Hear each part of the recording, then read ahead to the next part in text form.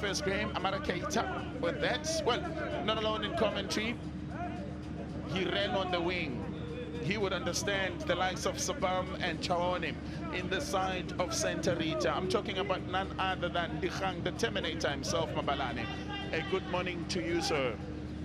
Morning, Bafana. A good morning indeed, and I can't wait. I mean, the game has already kicked off, of course, and we can't wait to see more goals today. I'm happy to be here, of course. It's a West African derby, of course, so we always spoke about the height and stature of Santa Rita. They've got their fellow neighbors in the Guinea side, Bensico. We don't know much what to expect from them, but both these teams will certainly know each other. What do you think we can expect? I think there's two ways in terms of looking at what the approach is going to be for especially Bensico. Of course, this is their debut game. However, they would have watched, analyzed, seen, and that's an advantage. That's a plus for them, you know, to plan. However, the momentum also will carry Keck, Santa Rita, of course, into this game. They've got a run, a feel of the pitch, the adapting as well to the pitch. So those are some of the aspects we'll look into when we talk about approach into this game. Well, already the two teams having a feel of each other, looking to try and settle. They traveled late as the side from Guinea arrived late last night. Maybe a bit of jet lag might maybe creep in a little bit later, but with just one game for them to play today, it should be a little bit better. Yeah, it is probably something to consider coming into this game, especially for Bensico. But I think it takes a bit of adapting as well when you think of how you play on these type of pitches as well. Again, I will mention that Keck, of course, Santa Rita would have, you know, gotten that momentum coming into this one. They started off, of course, losing the first game, but won their last game to the final game from yesterday, of course. And I think they're a solid team, good players, physically strong. We've seen the likes of Sabam also on the left-hand side. And it looks promising, but doesn't really go anywhere. Well, Complex Escolari, Bensico, Salah, it's how they are known. They came out of they come out top in the boys competition at the WAFU A zonal qualifiers, but not without having to find their way out.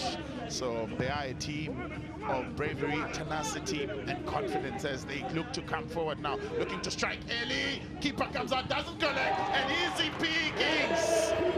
Easy star for Kimiko Mara. They celebrate, they draw the first blood in the 3rd minute. On the easy stuff. Wow, what a way to start a game. I mean, for debutant, of course, Bensico Salah. But look at this man. Composure in the box, of course, that is Mara. I mean, defense as well could be at fault here, but that first touch, keeper could have probably held on a bit. However, a great goal, of course, from Mara. Great way to start off the game. Confidence booster as well. Confidence booster. He controlled it very well. The keeper came out and everything else was just easy peasy. Yes, lemon squeezy. Look at the confidence, what it does to the players as well. I mean, what a way to start the tournament. Setting the tone, of course. Setting the tone, and also it talks a lot about teamwork and playing to instruction. Immediately after he scored, runs up to the coach to celebrate with the coach, showing the coach, I'm a good boy, I listen. That's what a goal does. Gives you that bit of confidence, especially in this first few minutes, of course. That's what you need. So we will be keeping an eye, of course, on the man, the number 8, Mara, the goal scorer there. No, Mara strikes the first blow. Now looking for some quick response, not coming through. This ball is still alive and cleared out of danger. Ibrahim Sako, the captain, leading from the back. Free kick in favor of Santa Rita. It's a derby. Expect some physicality about it. They'll take each other on. They'll push each other around too. We spoke about that physical presence that the Saint Rita team poses. Very strong, especially at the back with the likes of Adriano, Sabam, as well as Isaka, who's not on the team today. Well, there is a player with an interesting surname playing in that middle of the park for Bensaku. His name is Mamadi Kante. He plays in the middle of the park. He carries the surname Kante, who of course we know Kante that currently plays in the colors of Chelsea, representing France. N'Golo Kante is the one player that has high standards, and certainly that surname and position might put Mamadi under a little bit of pressure. Pressure indeed. When you think of Kante, you think of the quality. However, something significant, something very particular you mentioned, and that is that they play the same position. Who knows? Maybe that's his role model, of course. Kante from Chelsea, we know him. Well, now looking for his second one. Flank goes up. Mara did manage to get the hit there, saved by the flank of Tsepang Elton. Referee, his assistant on the far side. That's where he's based, is Tsepang Elton. Of course, this is a tournament that not only develops footballers, it educates and engages young journalists, young leadership into leadership workshops, of course, teaching them how to get things done. Even young referees get an opportunity at school level, of course, to officiate at these matches, to build a career of their own as match officials, of course.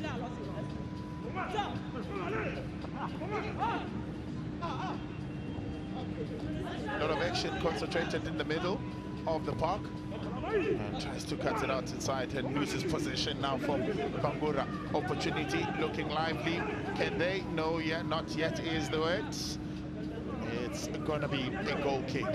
Well, there's some frantic pace about this. I love his energy. I love his energy. The number 8 Mara, of course, looks to go forward, looks to, you know, eliminate opposition. And for me, that's positive play from him.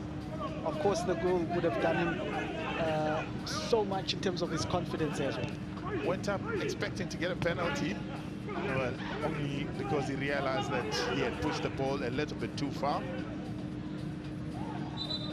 Gomina gives away the first corner of the game. That was taken quickly. Intentions are very clear for Bensaku players. They know that they need to get maximum points. It's a tough group. They still have to take on the likes of Clapham, who are currently sitting top of Group A with 4 points. Of course, Santa Rita are second with 3 points. So 3 points for the Guinea side will certainly give them a bit of advantage over their West African counterparts as far as group stages are concerned. Remember, only 2 can make it, and that is number 1 and number 2 in each of the 2 groups. This is where the move started at the back by Seiko Salam. You sense some confidence as well, you know, coming from this, of course, Guinea team, Bensaku Sela. I mean, they play with such energy. I don't know if that has to do with the goal scored early on in the game. I mean, they seem to be putting pressure. Well, already the keeper coming out to claim that. Initially, when he came out, mistimed his tackle and overcommitted, and that he conceded a goal, got punished for that. He'll keep an eye on how he always comes off his line. The timing is going to be very perfect. Well, confident goalkeeping from Seiko Salah, from one goalkeeper to the other.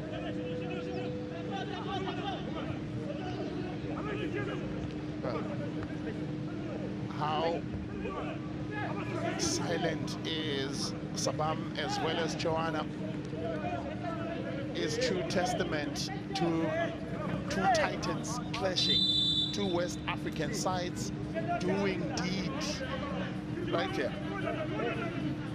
I think they, pound for pound, there seems to be that competition, that physical as well presence on the pitch right now, as we see physically, you know, built. I think they built well, these players, and maybe that's something that I guess both teams will be competing on as well, physically, as well as, of course, in terms of their game tactic. However, I feel that Guinea, of course, the team from Benin, that is Santa Rita, has started the game a bit slow. Benseco made their way by beating the likes of Lacy Quatal of Senegal by 1-0 in their opening game before 3-2 successes. They even managed to dominate over a Mauritania side, Moka Hodion, by 5-0, so that they could qualify for the finals as the powerhouse. They've proven that they've got too much skill and also fighting spirit and tenacity. It's certainly a team that you would like to have as a coach. So Coach Ali Badri Cisse has his work cut out in keeping the boys motivated, keeping them on the same level mentally. Well, the two respective countries, you look at their CAF rankings. The Guinea side is currently ranked 83 in the CAF rankings. Their best has been 22, and that was back in 2007. And goal kick for their side. And you look at the Benin side, they're currently ranked 91. Their best has been 59 only in 2010. So they'll be looking to get their countries back there as they venture into senior careers at some point. I'll tell you what, lots of other players will need to take down their names in the next 3-4 years. We'll be seeing most of these in prominent platforms.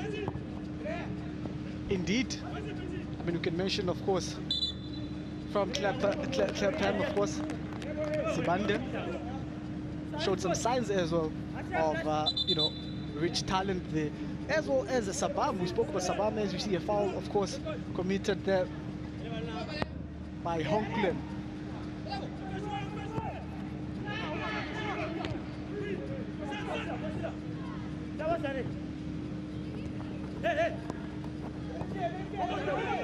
Sabam kept quiet so far. They are forced to try and build from their own half.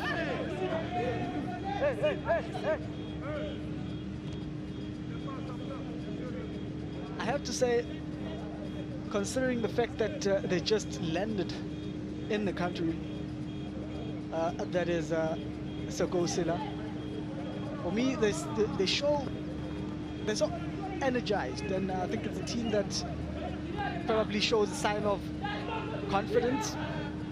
Nice touches in the middle of the park, switch the ball well, keep the ball well. However, the game is fast-paced in these beginning stages.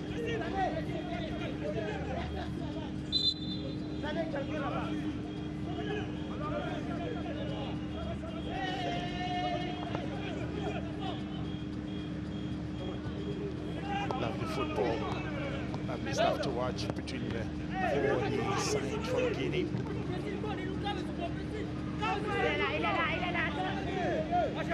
Well, said to mention that these players are not auditioning for the Total Energies Under-17 AFCON that will be played in this very month later in Algiers. It starts off on the 29th of April. The reason they're not playing for that audition is simply because in West Africa it's only Senegal that has managed to qualify. So they still have to wait for another year. They'll probably play in the Africa Cup of Nations or under 20. They'll get their next platform there. I tell you, there are a lot of names that we're gonna look out for. Overconfident, maybe you might think, from Seko Sailor.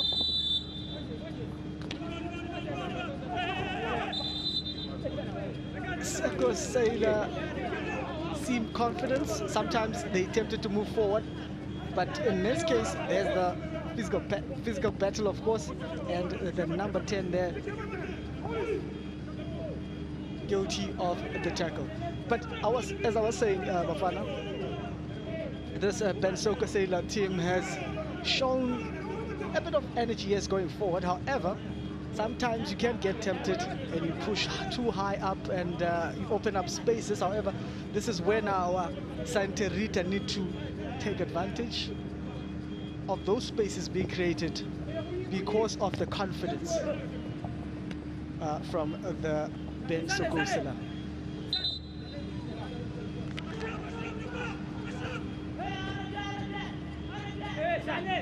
It's throwing. That will be taken by Alsan Conte. Overconfidence, they lose the ball in defense. Joso coming away with it. Unable to really make it work now. A proper opportunity for them as Kumina. But the referee opted to stop play. And of course, moving forward as well, these opportunities need to be created wider. I think the gaze is concentrated in the middle of the park centrally. Hence, we see most of the balls are being lost, especially in the central zonal of the pitch. They need to open up the game, put the foot on the ball. The pace of the game is too fast for me.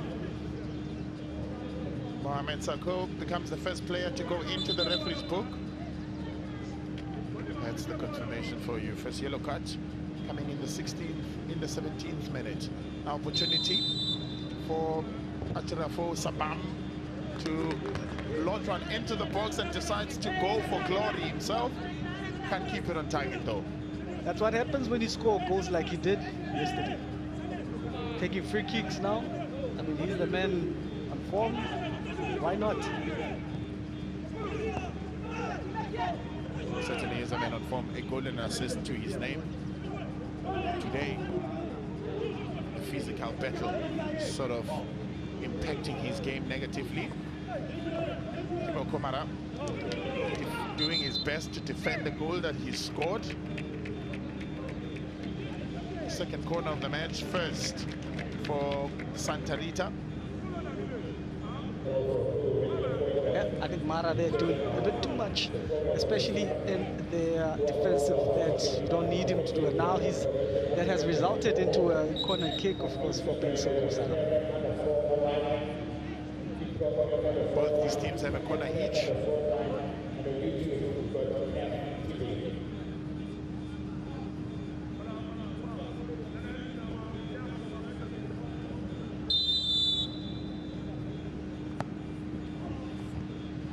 Easy away by Ibrahim Sako.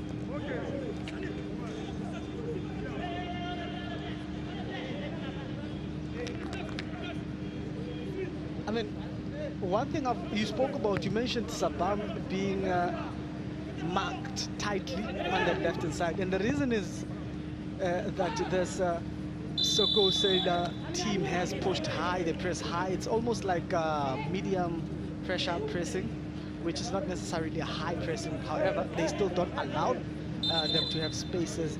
Hence, you find the likes of Sabam hasn't found enough spaces to run onto. And again, this is a small pitch. You need to be able to adapt to such situations, and you need to have a different approach to the game as well. To that, I agree with you. The left-hand side of the Santa Rita, it's been muted in the first half as we are left with just 1 minute to finish the first half. Samaira Chaoni as well as Sabam on the left-hand side, they've been kept quiet. Sabam on the ball for Santa Rita, concedes possession.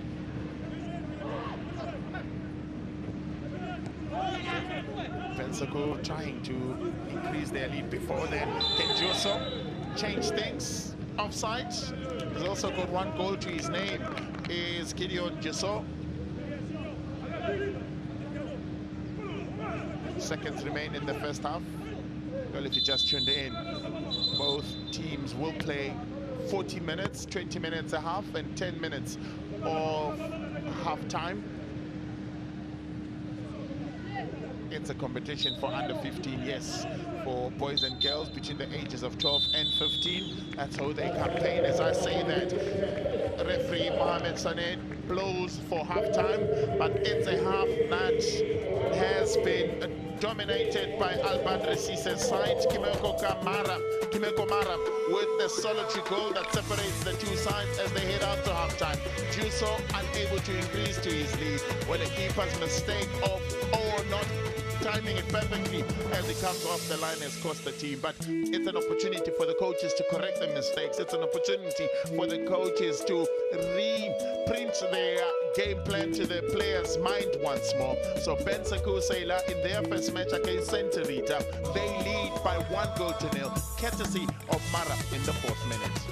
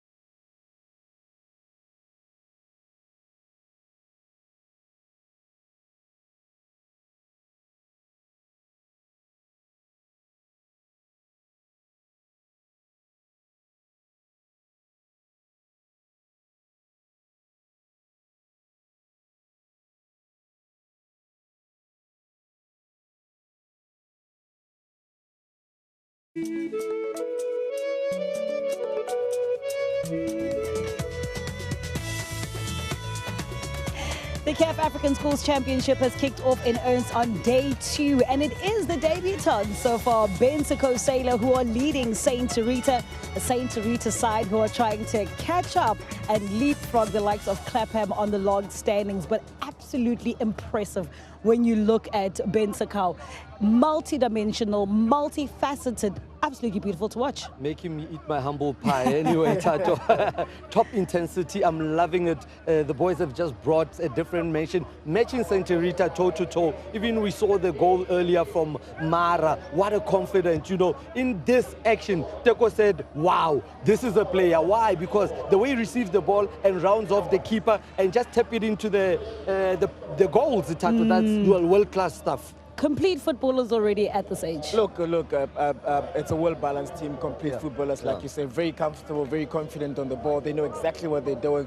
This is the main man, very, very, very comfortable and confident on the ball. Mara, he likes to play on the left-hand side. He likes those 1v1 situations, but you look at the composure here after, you know, putting himself in a good position to be able to score a goal. But yet again, there's one but also impressive player in the midfield, Keita, the number 3 in the midfield. He starts everything for them. So now you can see that the other team is Ben Sakau, how confident they are. They know exactly what is it that they want to do today. Now, when you look at Ben Sakau, a team that's just come into the tournament today, and they look so confident, we've been speaking about acclimatization. For Saint Rita, what do they do in the second half? Because players like Saddam just have been very quiet and have been very difficult to actually maintain Ben Sakau. The thing I'm noticing is that they are concentrating more on the opponent, you know, holding a defensive line. They need to now do what they did yesterday. We know Sabam can go up, he can take those shots, but they seem to be sitting at the back. So the coach needs to tell them, you have to unleash, you have to get an equalizer. But there's a defender at the visitors team, Saku Abraham, the number 4. He sweeps everything. He reminds me of the Nil Tovi, the likes of Lucas Khatem. He sits there at the back and he does things simple. When he gets it, he just kicks it outside. They recover and come behind the ball. I think the beauty about day 2 starting off like this is that when we thought that day 1 was absolutely absolutely fantastic. Yeah. They said, hold up, Yeah. wait a minute, Yeah. we have arrived in the competition.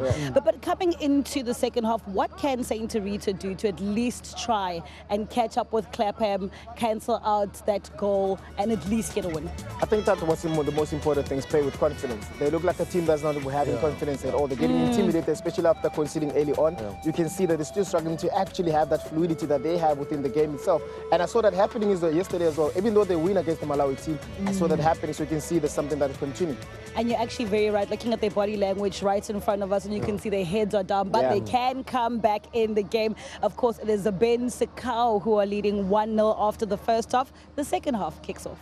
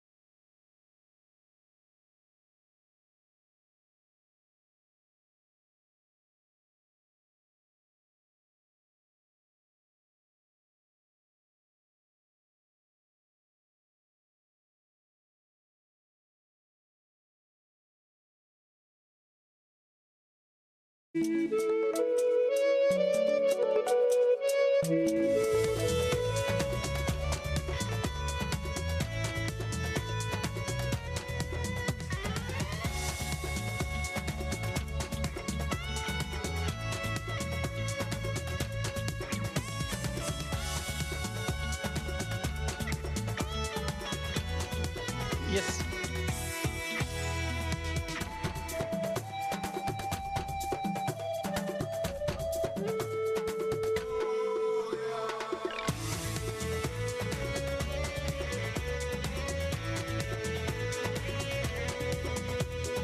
And as we get back, of course, to the second half, that is, of course, the game between Ben Sukasela as well as Kek Saint Rita. And the score is 1-0, of course, to Ben Sukasela, the team from Guinea. And the man who scored the goal, that is, of course, Mara. Well, we expect a second half that will be quite entertaining and very exciting, because everything else is going to be a slight bit better. This is how the goal came about. It was a goal kick. Looking at how the teamwork truly works for them. It is a ball, of course, a long ball played. I think this is important. Beginning stages of the game, the first few minutes, that's when you need concentration, and this is where now you find Saint Rita just went to sleep for a few minutes, and you cannot afford to do that because players like Mara, of course, the number 8 will punish you. Composure in the box.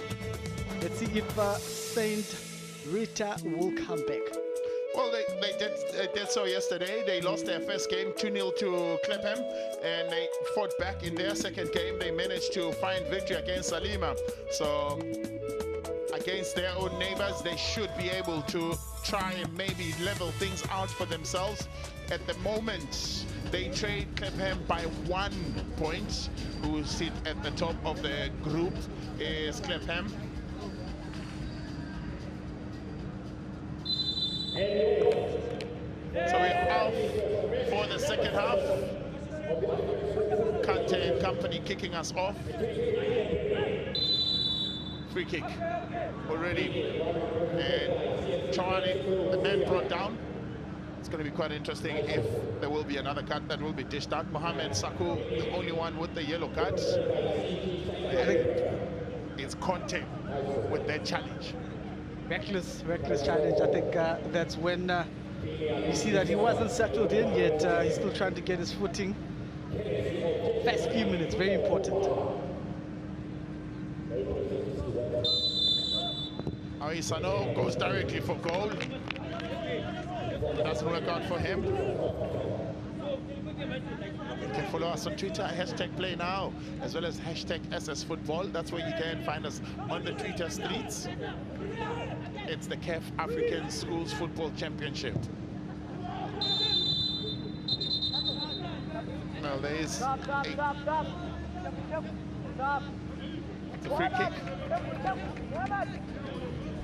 Again, of course, in this case, we see the ball being lost in the middle of the park. That is, of course, Christopher, the number 10 from Santa Rita. So there will be a substitution done. The man who celebrated his birthday 3 days ago in Bungari is brought out, and on will come Asomani Kamara.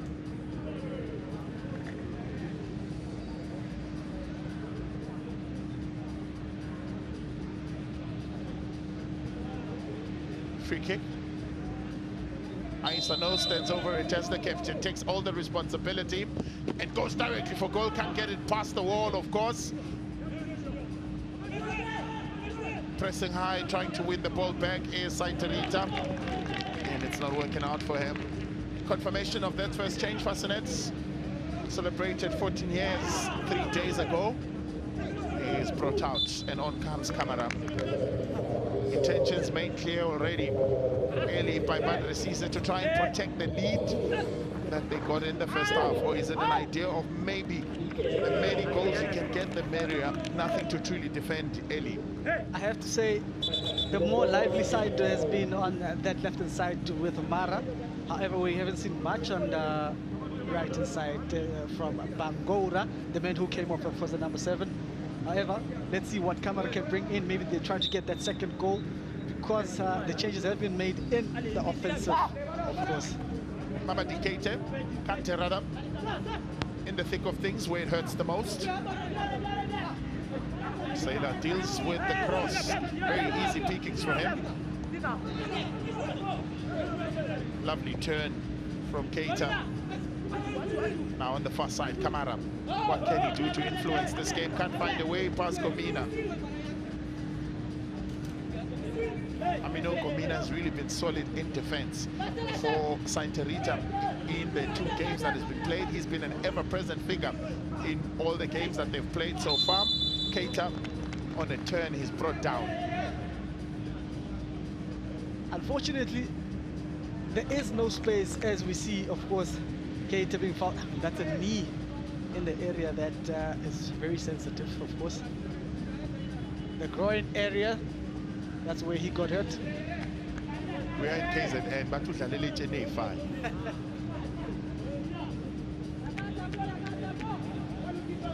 Amara Keita lining it up. So went down on the challenge. It was Sabam, one of the star players on the Santa Rita side. This time, he's the one that caused the foul, gave away the set piece. He's also part of the wall.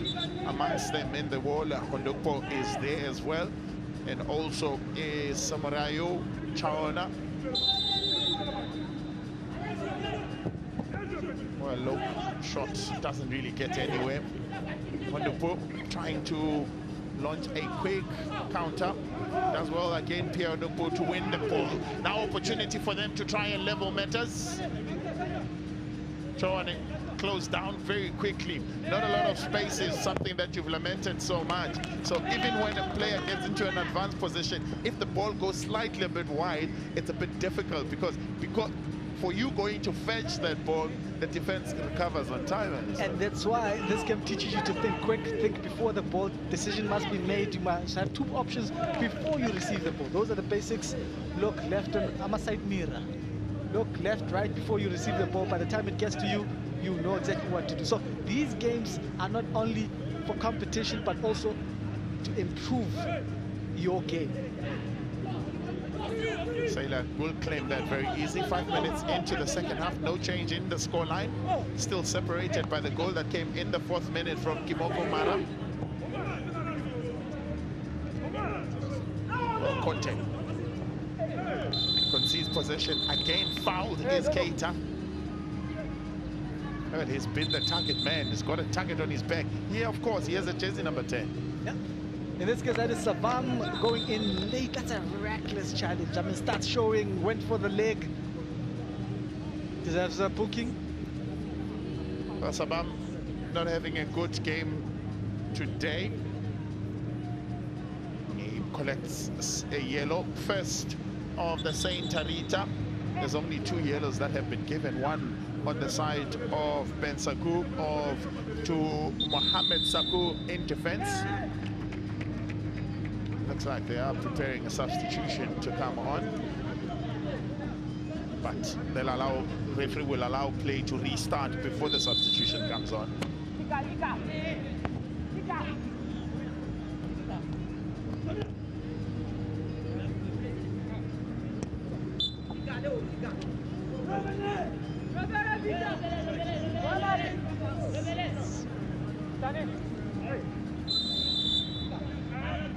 Saku will be halted from throwing that ball, and changes have been made.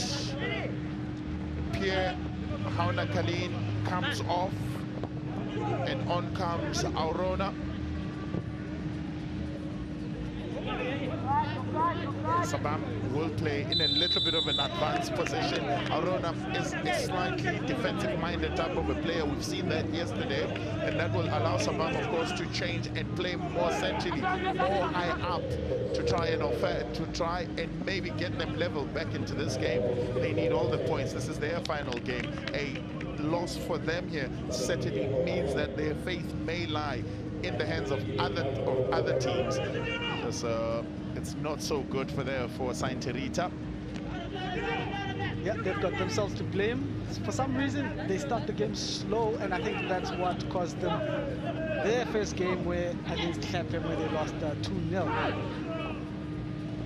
Well, Conte does well to try and provide an assist opportunity for Mara to make it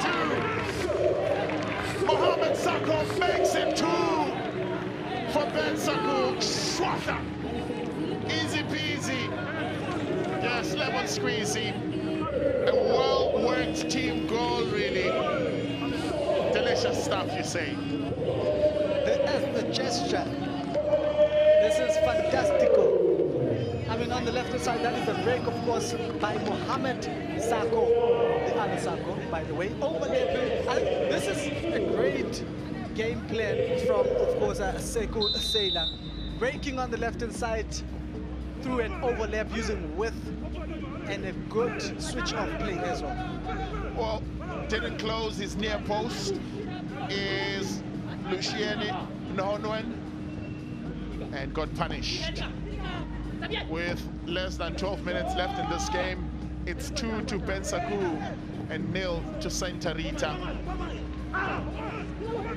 They've conceded 2 goals each time they've lost. Now looking to make it 3, and very confident is Conte. Confident with the run, confident with his control, and that strike. Not too far off target. This case, of course, Bafana, Conte on the right-hand side.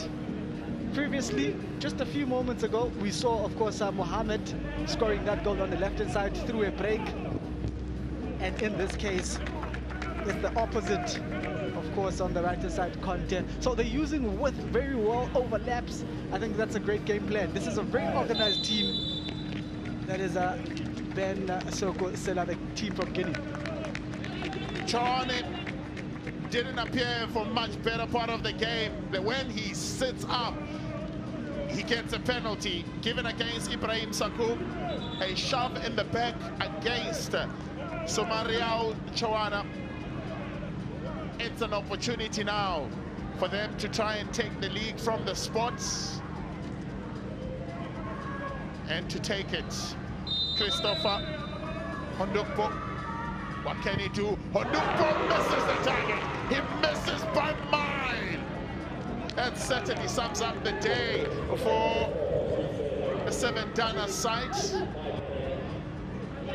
Wow, this is how the penalty, of course, was created. However, unfortunately, the number 10, Christopher, couldn't tuck that one in. Look, this was an opportunity for them to get back into the game, but now things are going to be difficult because the game has been dominated by the Guinea side. Unfortunately, they will have to now get back the 2 goals. It's not going to be easy. Well, the captain now, Ibrahim Sako, has gone down.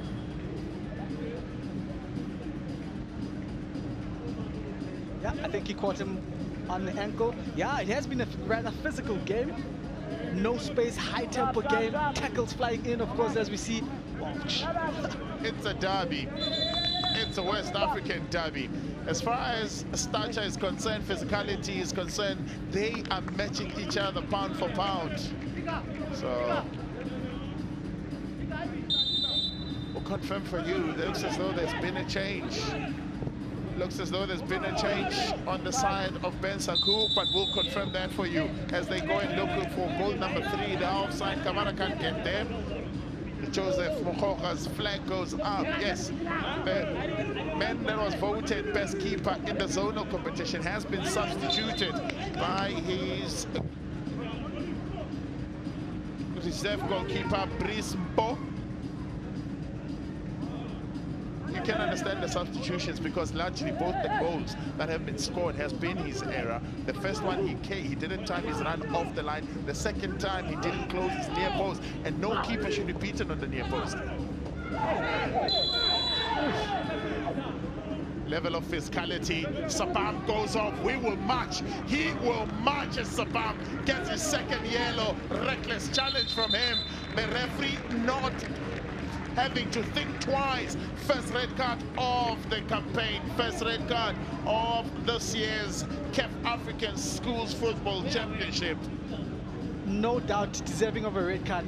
It's almost a similar kind of tackle.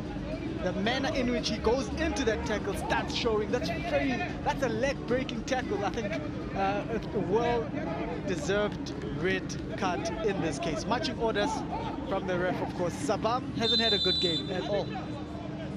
He went into it very physically. 2-footed tackle. 1 foot low, the other higher. Intentions was never to win the ball. The Kasi style. Well, as in Nkosi style. No 2 things can go past you. It's either the man or the ball. No 2 objects that can pass you. Tell me about it.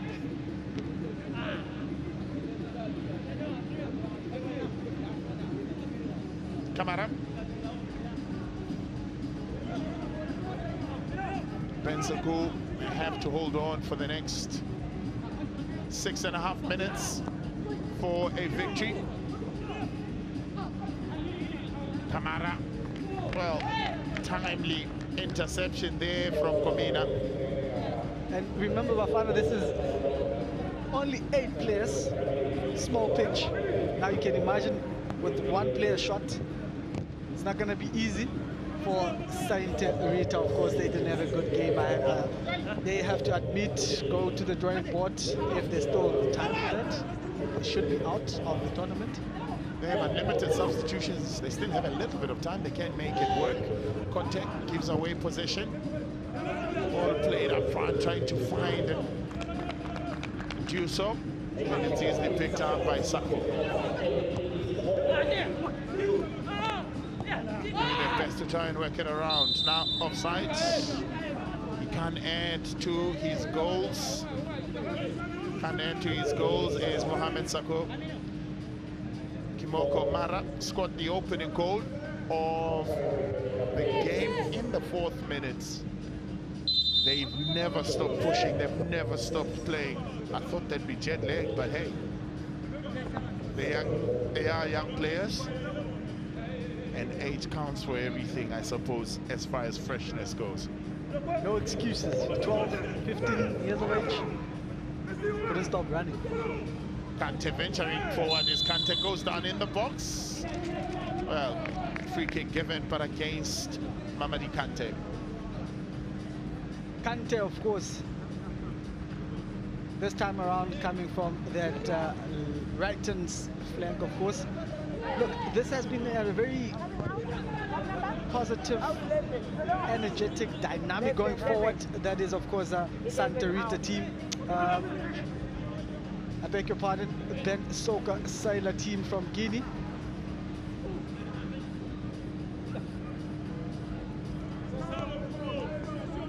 The Guinea side have always played with confidence, sharing off the ball. Now opportunity for Kamara. Over, works it, overcooks it slightly. Ozikpo Saka has come on to try and help his side to try and maybe get one in and set it up for an exciting finish. A loss for them certainly sees them out of the competition.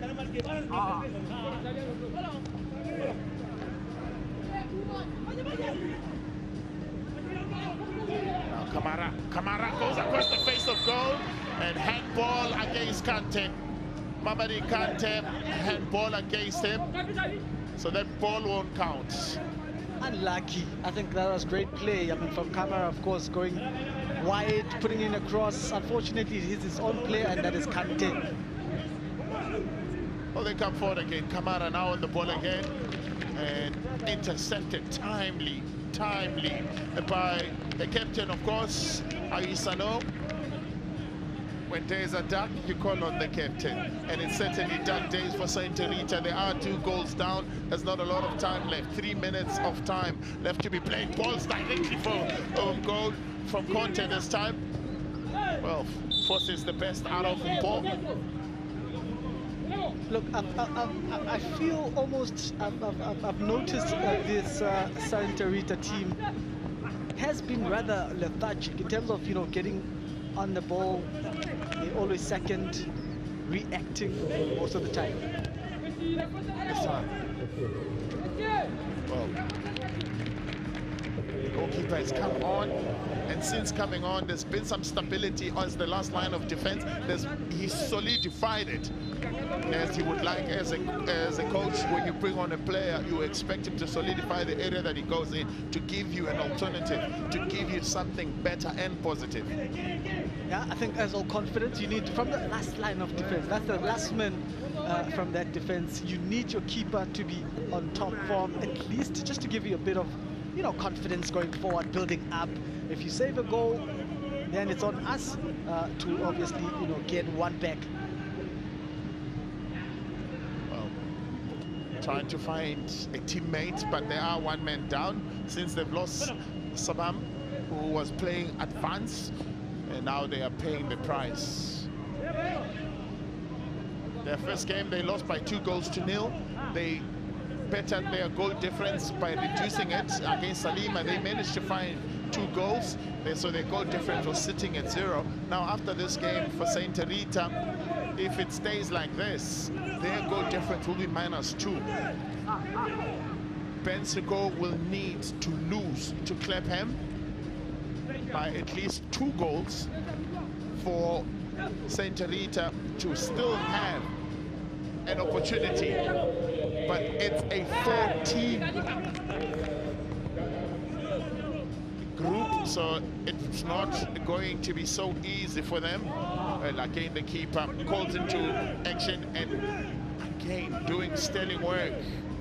Well, they've got Salima also, who have 1 point so far in the group. A win for Salima. They will take on Ben Soko in the last match of this group. A win for Salima will see them go through. Kamara, keeper, time he's coming offline, very good. His timing's been perfect since it's come on. Lessons, of course, for Luciano. Yep, they were not in the game, including Luciano, of course, the keeper. Adriano, of course, at the back, the number 4 for Santa Rita, has been hard at work.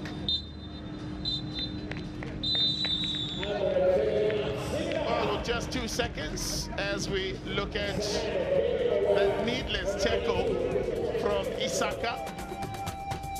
Now, referee has called the game off. It's done and dusted. It's the Guinea side that win in the West African derby between these two sides. It's Ben Sekou that claimed their first 3 points in the first ever match that they get to play. Well, they have their faith in their hands. They still have to take on Salima as well as Clapham if they are to go through as top of the group. They can still even go second, so they still have hopes in their hands. Well, for the Benin side, it's done and dusted for them, but not very completely so, because they still have a hopes. They are sitting on 3 points so far, and they still have a hopes of going through and going forward, but they will need favor from the other teams in the group. Odds are certainly are against them, but all hope is not lost.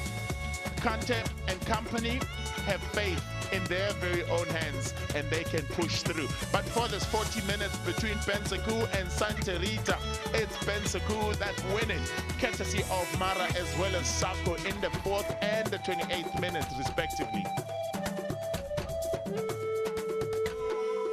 Well, numbers, they normally say that they do not lie. As far as ball possession tells you that Ben Sekou dominated the game. 123 passes, 81% success rate and accuracy in those passes.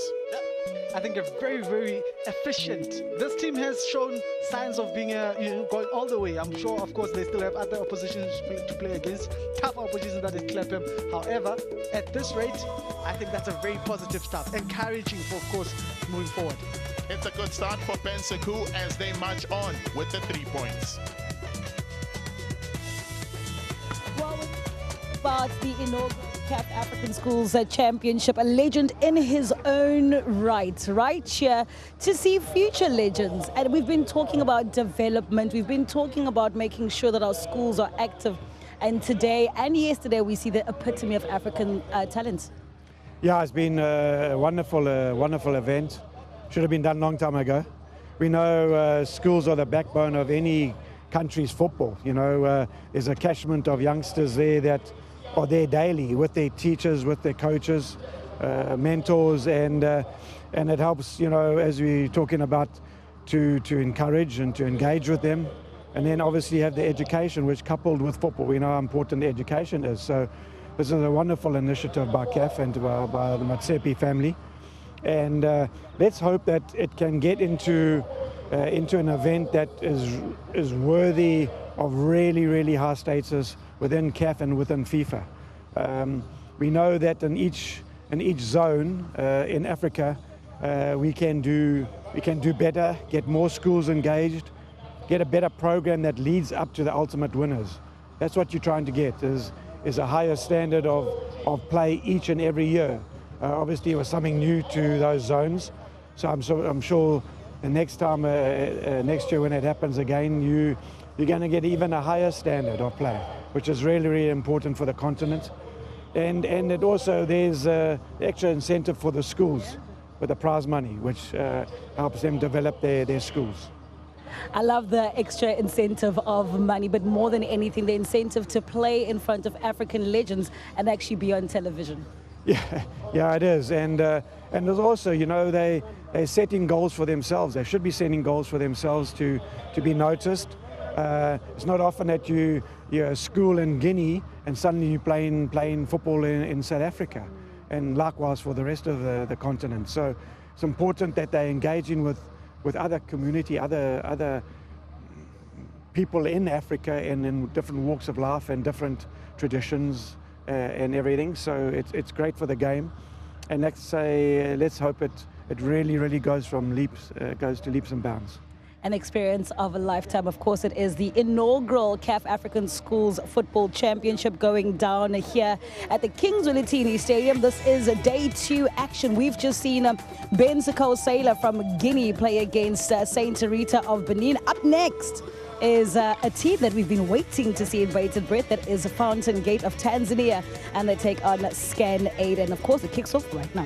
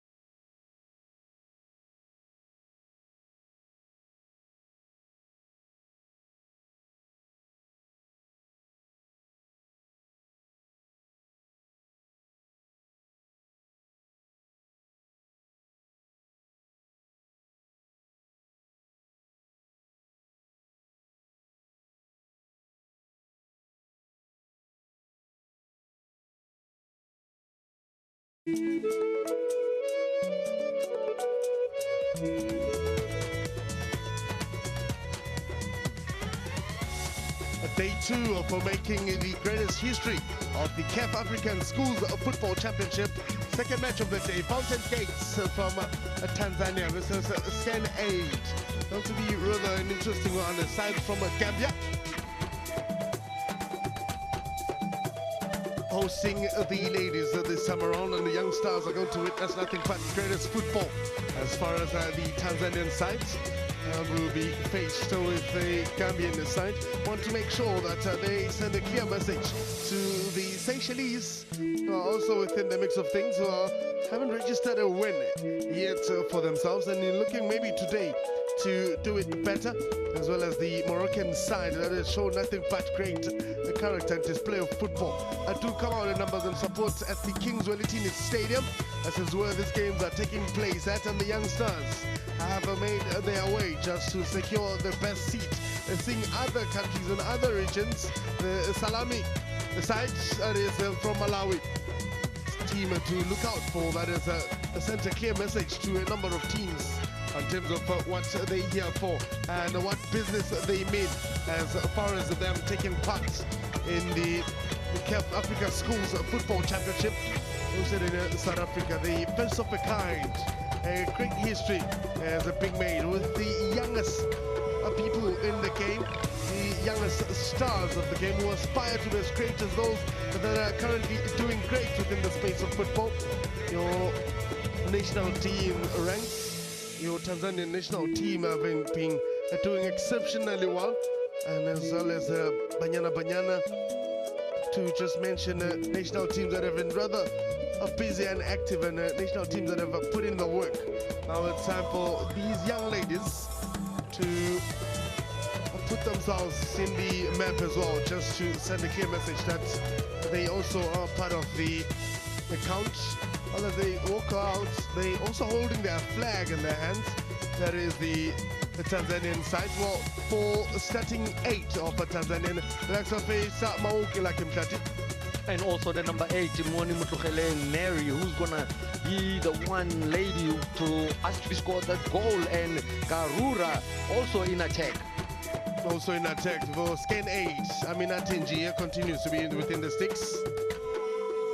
And now for the visitors, you find the number 10, Aya, the one she'll be conducting the work in the middle of the park. But most importantly, Inji, the goalkeeper, Amanata, she's gonna be key because playing against a high-scoring team.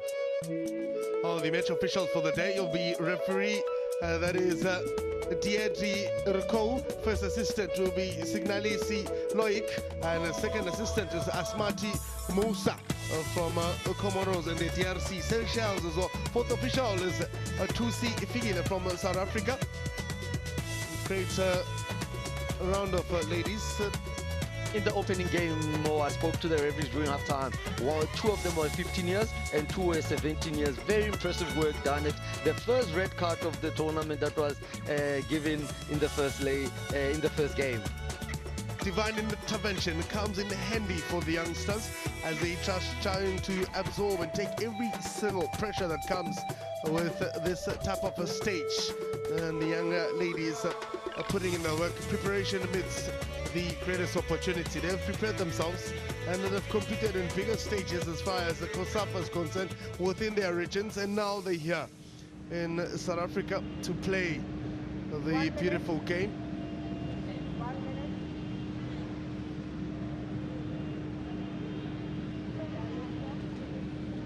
As they try to get themselves in and get themselves in tune of the match. A good 20 minutes first half, and 8 players on the pitch, just to remind our viewers at home. Live in World of Champions, and the game is about to start. There is match number 2 today between Fountain Gates and Scan Aid. It's Gambia versus Tanzania. The girls section, that is Group A within the group stages. Importance of getting maximum points for the sides will be something they work on.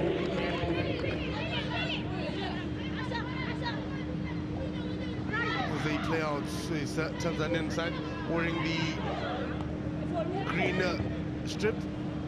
On the Gambian side, Scan 8 rocking their red and blue strip just to identify teams. Looking at the two teams, Fountain Gate, Dodoma is one team that I've seen the formation change. All the teams, they're going with a 3-3-1. This one is going with a 4-2-1 up front. So they're picking that middle of the park with a diamond-shaped system between Mary, number 8, Zainabu, the number 9, and Winfrida, the top striker, number 14. Now it's another moment, patient build-up from the back from the Tanzanian ladies. A quick turn, but denied. Referee blows the whistle for a foul. He kept himself at the back. That is Ngone Sane. Yeah, you see Sane just strong behind Winfrida. They're not allowing her to turn. They know very well that they have to be pound to pound and physically use their strength. The referee just indicating that the ball needs more pressure. And she has now changed it around to get the other one pumped up. So they have they're all pumped ball. They play with the normal size 5 match ball, the youngsters, just to make sure that they adjust to the weight of that ball, because they pretty much wear your size 2s, your size 3s, as far as the young ladies, considering their age. Now movement in pace and speed put to test. We didn't have a 14-year-old rocking a size 6. Yeah, a FIFA-approved standard soccer ball, Mutlukhele, and that's what we witness as we see the attack that's trying to come from Fountain with Zainatu, once again, Priska, the number 7. But so far, the visitor Scan 8 has defended so well from Gambia. Fountain Gates, St. Clements with their opening match, having to score 7 goals. And that is the Fountain Gates. We're beating the Edendal South African team 7-1. It's going to be very interesting to take on a side like Scan 8 with just a point on them, having played 1 match, and they played a draw in that match.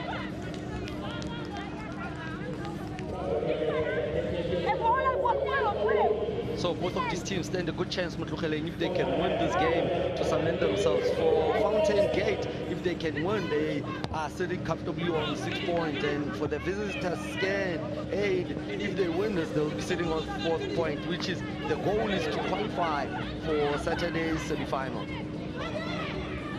Very interesting match between the two sides. The second match of the day, one has a draw, and the other one has 3 points. Well, for Scan 8, if they get maximum points on this match, they'll be on 4 points, which then will drop the likes of Fountain Gate. Once again, the physical aspect of the ladies' game, you know, they're not allowing Fountain Gate to be comfortable on the ball because they know that they will punish them. So every little second, they break down the attack from Fountain Scan 8. Now movement from the Fountain Gate side, making a transaction, trying to get themselves processing everything forward. The ball in the center, chance for a shot now. That's away from the frame of goal. They look promising as far as the Fountain Gate are putting pressure. Did you see that shot? What were you saying about the size 2s and 3s? That's a powerful shot. That's a size 6-7 kind of shot. Very impressive from the middle of the park. Impressive moments indeed, as far as they want to get themselves getting the opening goal scored. And then I've got the height too. There are a side roll that looks very competitive. That is Fountain Gate puts pressure on the teams. Already have secured 3 points in their group with their opening match. And in those 5 minutes, you can see the contrasting style of play from both teams. For Fountain Gate, they are trying to build up with those 1-2 connecting passes. But for Scan 8, they are trying that route one for up front. Now movement for Fountain Gate. Chance to open this goal and open the body and get the shot down. It's a goal. As Fountain Gate have unblocked it early in first half.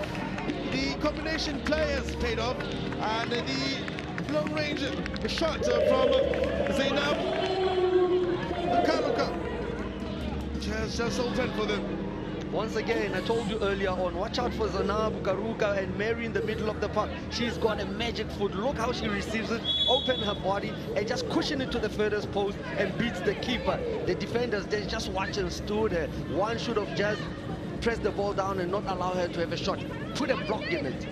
Oh, as Karuka opens the scoreline. Fountain Gate 1 and Scan Aid no. I can tell you that once the floodgates of Fountain Gate starts pouring, I can tell you they never stop. I saw them scoring a number of goals in their previous match. Now Zainabu scoring her first goal of the tournament. I mean, the only player that has one goal scored yet. And Mary Siame scored 2 goals against the South African side, and Winfrieda. Once again, look at the way she receives the ball with her left foot and opens the body, gets time to lift up his head and check where the keeper is and put it to the furthest post. Now long range pass, gone in, but too much height on it. Do not have any help for Scan 8. Have to make sure that they come back to the party that is at Scan 8. Maybe put more pressure on Fountain Gate. At least get themselves into a 1-0 draw at first half. If anything was to go by, pass in. Intercepted very quickly by Fountain Gate defense. Pulled in by Priska Isaiah. You gotta be careful with the aerial ball. Most of the time, there's a lot of high foot challenge. Ngone Sanu. He can be in the centre back. As brought down. Yeah, just competing for the ball there and bundled up. But for me, that was too soft from the referee. I mean, the players were going shoulder to shoulder. Looked like an element of a push. Seems like it did not really favor Fountain Gates more than it did for Scan 8, as they're trying to be more offensive than Scan 8. But also have to read the movement and numbers that are coming in from Fountain Gate most of the time. We're sending through a good 4 players. They basically playing a 4-2-2-1 formation. Seemingly they want to cover every single space of the pitch. I think that's what has been working for them, Motokhala, to be honest with you, because if they are covered at the back, there are 4 of them, all the angles are closed, especially the wide ones where the teams like to attack in. There's a player right there, so they are forced to go route 1 long. Starts off from the set piece. Not sure how she wanted to start this one. Past the opposition more than her playing the teammates. Communication breakdown.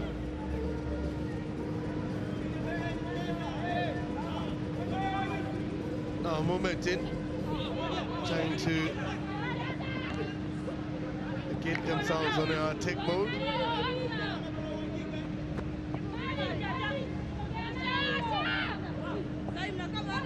Cambia. A foul throw that is. Oh, there's another handball now. Breaks away from the defenders. Chance to make it 2, loses power. And just goes across the frame of goal. She had the idea though. Yep. Winfrieda just rushed her shot right there. She would have even controlled the ball and wait for the runners, because now the angle was becoming too tighter for her to have to take that shot. Winfrieda Gerard trying to make sure that she increases her goal scoring tally. She's probably the current top goal scorer in this tournament right now, with 5 goals under her. She'd want to increase and score more for herself. I think she'll be the current top goal scorer, followed by the ladies from Morocco. Also have scored a good number of goals. They want to make sure that there's that element of competition between the top goal scorers. Remember, jersey number 7 for Morocco scored 4 goals Hajam yesterday. Yeah, that is Hajam. Yeah. And now there's Winfrieda, who's got 5 goals yesterday. So the competition between the top goal scorers will be just a goal for now. And I can tell you that it doesn't go without a prize at the CAF African Schools Football Championship. As far as prizes are concerned, for individual trophies as your fair play, your best player, your best scorer, accolades that might come your way if you're a top goal scorer. So once again, it means we've got two players there in the ladies that have managed to get hat-tricks in the games, which is Hajam and Winfrieda. It's going to be very excited going into the knockout stage. Long ball played, keeper with the catch. Dropped it a little bit there.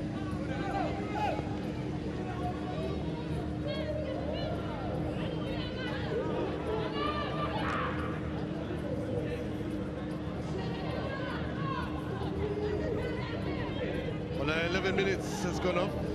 Still, Fountain Gate have got the lead, and Skenade are the chasing pack in this match. For Fountain Gate, a maximum points, that is your 3 points, would put them on 6 points. They'll be the only team with 6 points on their Group A. And having lost the match so far, only side that has lost the match would be Edinday. And they played 2 games. That is it. And they played against Fountain Gate and then played against Skenade. That was the draw, and then they lost from the opening match. The collision there between Buaru and Zainabu, it has just caused Buaru to handle in the mid-rib. The connection, both players' eyes on the ball, just clashing in the air. Mutlukala was about to say in this 12 so minutes, I have identified 1 or 2 players from each team. You look at Fountain Gate, Zainabu, the number 9, the general in the middle of the park, dishing out the passes, left footer. And then you look at Saint Aid, Sane, the number 21 at the back, the captain, trying to marshal and put a proper defense. If you see her clear that goal, the ball now. Well, just to update our viewers at home that tomorrow on match day 3, there will be a few matches that won't be live, likes of Sage D Mfilo from Congo will be playing against Kobli from Benin, as well as again Mfilo from DRC up against the Anse Poliu from Seychelles. Just to share the reason that Sage Mfilo will be playing tomorrow is because of the late arrival, having to arrive just yesterday, so the program had to have a change a little bit to accommodate the visiting team after a late arrival. Going to be rather a serious task for the Congolese in this instance, because they missed the opening matches, don't know how the other opponents play. The state of readiness will really mean everything for them. It's always good to arrive early, and acclimatize and feel the pitch. But with them, they'll just have to work with maybe the experience they got during COSAFA and the knowledge that they acquired, so they can start competing. We saw the earlier game where Santa Rita was outplayed and outscored by a team that just arrived last night from Gambia. A very interesting way of being introduced, but it's all system go. They're still within the chase. The keeper comes out with the catch.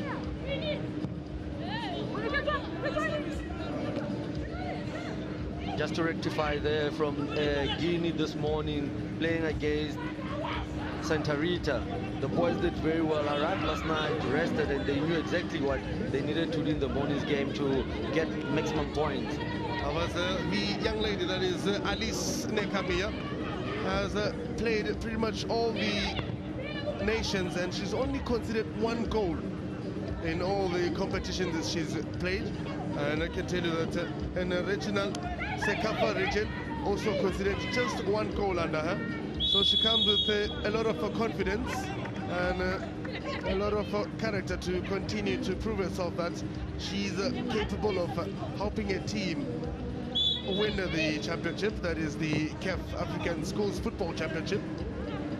You're 100% right, Mutlukhele, and that makes her life a bit easier with the 2 defensive defenders in the team. You're talking about Maiki, number 4, Felista, and Jewel Sara, who are just standing in front of her, not allowing her to get to be hit with shots. So for the keeper, every time she needs to make a crucial save, she's available.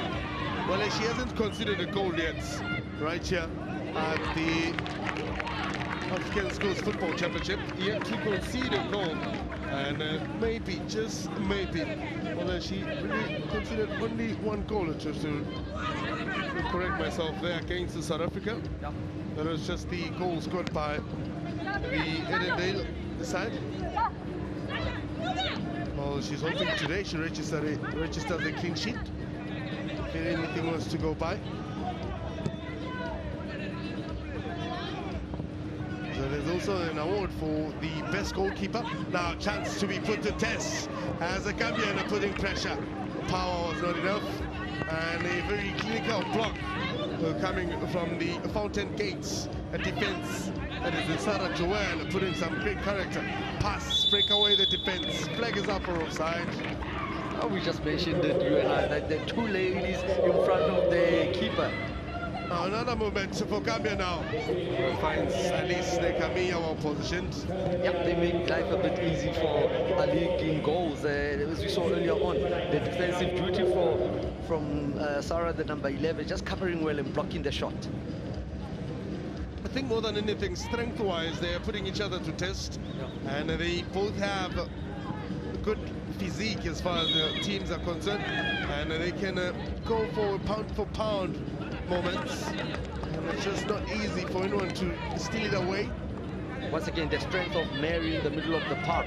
She uses it very well, being pulled by the jersey, and the referee says free kick to Fountain Gate. Well, just mentioning the strength side of it, they've got the physique. The young ladies under the age of 15, most of them already playing very competitive. Now, almost on goal!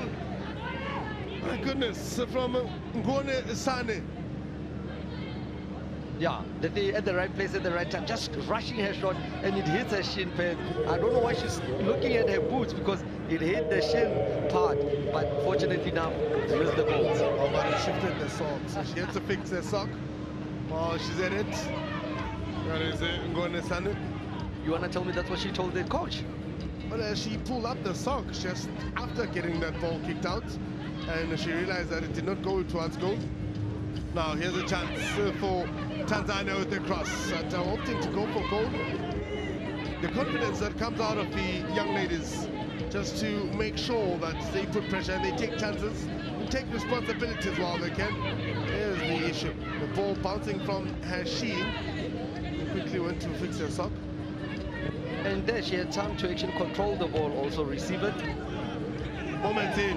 Now Gambia searching for the equalizer. The keeper for the bravery. She wants nothing to do with the box. I mean, tries to save from her own teammates. Movement now, the speed. Priska Isia has got the chance. Close the ball in, tries to cut it back. Back to Isaiah with the combination play. Cleared away from a danger. Skenade just making sure that they're putting the block. No, you're just talking about the keeper wants nothing to do with any mistakes at the back. Ali, you saw even when her teammate got hold of the ball, she still dived to block to say, hey, I don't know if this one I can trust, because she might test me. It's her territory. She's got every right. Absolutely. And she's commanding it, and she's showing interest and appetite for the ball to be in her hands the moment the ball is in the box. So the element of alertness must be given credit. Now ball over the defense. Keeper comes out with the catch. Very brilliant catch. Very clean catch as well. It had some netball move out of it. Because she grabbed the ball and started to have jump shape. Yeah, no, I can tell that you follow that ball like myself. You disturbed by the 2 steps after she takes the ball in the air. Look at it, going confidently. Both balls. Now I'm a step. So 1, 2, and then she releases the ball. Brilliant catch in the air. Very brilliant catch. We're just hoping that she doesn't concede a goal on this match. Now 20 minutes has gone off. Waiting for the ref to blow the whistle for halftime. Oh, she finally does. Well, what a day in the office, rather half in the office for both teams. Skenade have put in the shift. The likes of Kerry Kamara struggled to get most of the ball for Skenny. Mainly Awa also struggled to get more of the ball on the front foot. However, it's Fountain Gate with the upper hand. Performance-wise, the Sarah Joel at the back, denying every movement that comes from Skenny. And Frida Gerard not getting much of the ball, but very much involved in pushing the two centre-backs of Skenade to stay deep. And Alice Nekamea, also the keeper to look out for, as the Karuka, who made the difference. Fountain Gate 1 and Skenade 0 at half-time.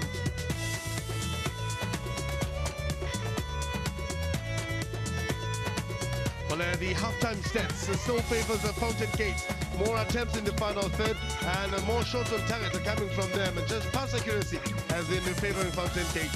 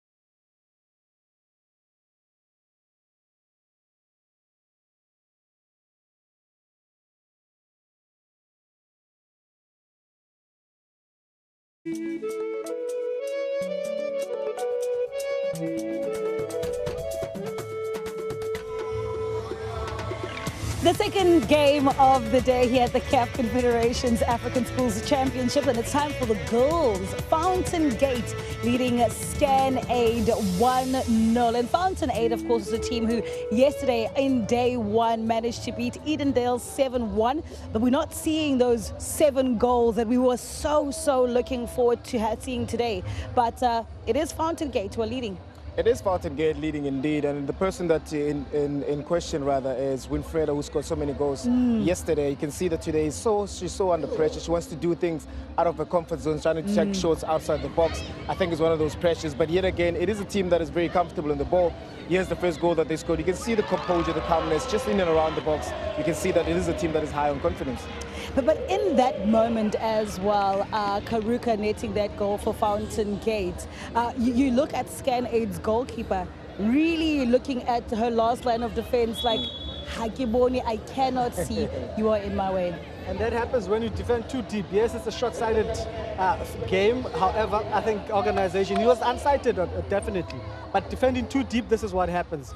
And when it comes to Fountain Gate, of course, they still are leading, and we still wanting to see those 7 goals from yesterday, but perhaps second guessing themselves, perhaps going into the second day of a tournament and really seeing what you can do and not necessarily giving themselves the benefit that they had yesterday. Yeah, and I think also Tatu, to one of the actually things as well is able to maintain that pressure coming in from a game that you score 7. People are expecting that, and also from a teammate as well. I think it's one of those pressure, but you can see also with the goal attempts from them, you know, they're not as impressive as they are, but you're hoping that in the second half maybe things will start changing. Well, the team from Gambia, that is Scan 8, have also had a couple of opportunities for themselves. 2 goals on target, as equal as Fountain Gate. So they actually can come back and really have a 50-50 chance when it comes to the second half against Fountain Gate. Yeah, I think it's not a game that has been totally dominated by either of the two teams. You find, of course, on Scan 8 side, Kamara has been the player that is looked to be dangerous. However, I'm impressed with Mary as well as Skira on the left-hand side, the number 7 for Fountains, of course. Fountain Gate against Scan 8, and it is Fountain Gate from Tanzania who are leading 1-0 after the first half. This is, of course, the very first of its kind, the African Schools Championship. The irony is that it is a school holidays, so you can come out to Kings Willetini Stadium to enjoy their festivities and football.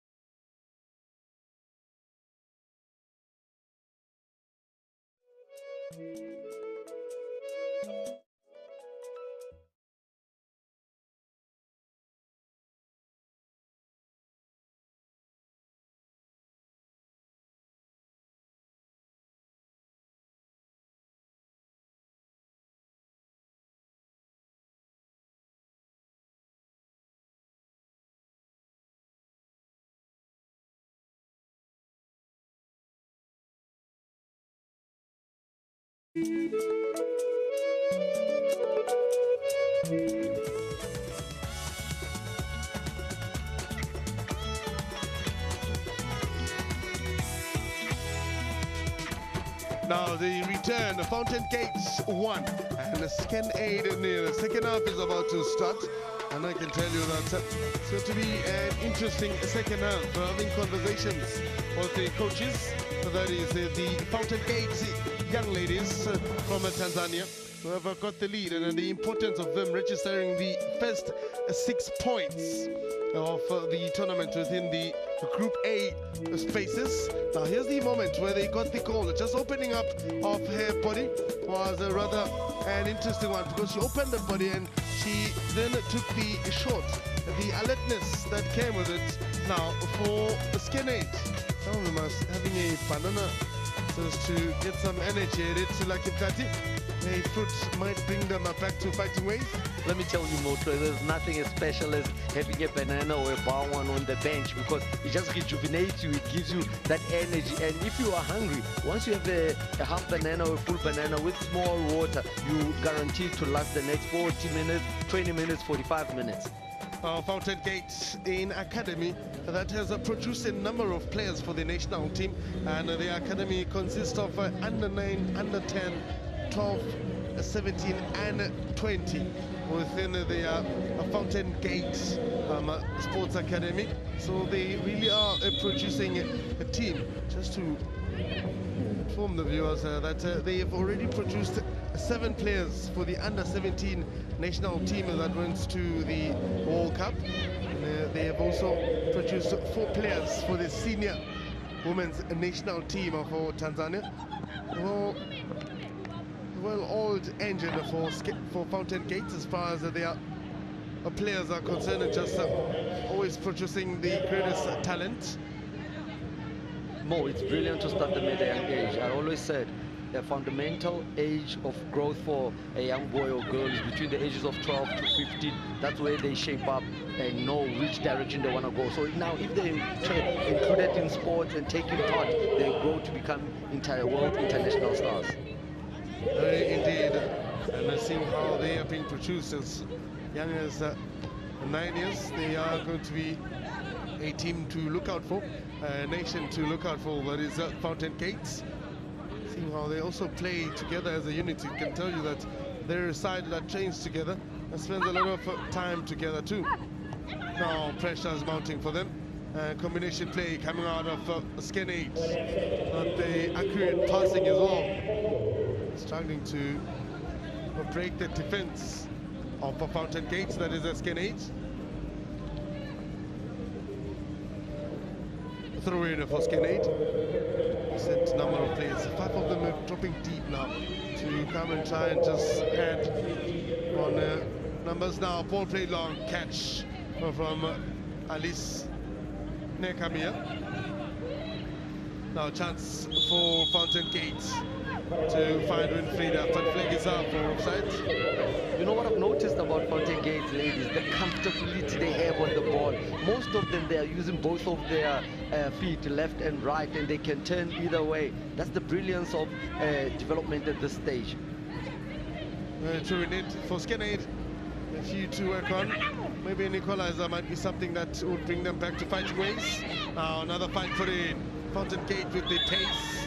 Player brought down and a penalty has been given. It was not very close enough for the match official. She saw it as it happened. She got the ball and just tucked herself in. And the moment while she was trying to get control, but rather sketchy one, like in that. Asha breaking well on the left-hand side. For me, the referee was at the right place, but I think she got it wrong there because the defender, she got Ninji, she got the ball, blocked it away, and then Asha connected to her boot and fell. But what can we say? Referee's decision is final. Referee's decision is final. Winfrieda with the finish. The power behind it. And beats Amanita and Gia completely. Great power from that penalty. You could even tell the intense that was taken with an in-foot step, looking at the keeper, putting it as far and wide as possible, but the keeper had no chance in that shot. That's why Winfrieda Gerald scoring his 6th goal of the tournament, being the current top goal scorer. If you to do your calculations, I can tell you that she is just chasing that top goal scorer accolade. Golden Boot Award. Indeed, and it'll be a great achievement for her. Now movement for Skenade, gets across it. First touch, not the greatest. The ball shifted away. They're trying to have control of it. Sani Alimato struggled to have control of the ball. And then Fado was also at the right place, but did not really get the ball. Now forced to go all the way back to assist defensively. Quick turn, flag is up for offside. Catches Asha Ramadani, who was making the run. But the assistant ref already picked it out. Just raised the flag immediately. No, you just noticed the substitution that has been made by Fountain Gate. Irene, number 10, introduced into the game just to help with the defensive duties on this right-hand side. I think Priska, the number 7, has been taken off. Well, made changes. There's been less of Priska in the match, less involved. So I think now they're bringing on another pacey player. There's a jersey number 10 for a Fountain Gate. That is Irene Chitanda. Comes on as a sub, came on as a sub in the previous match as well. That is it. Irene Chitanda.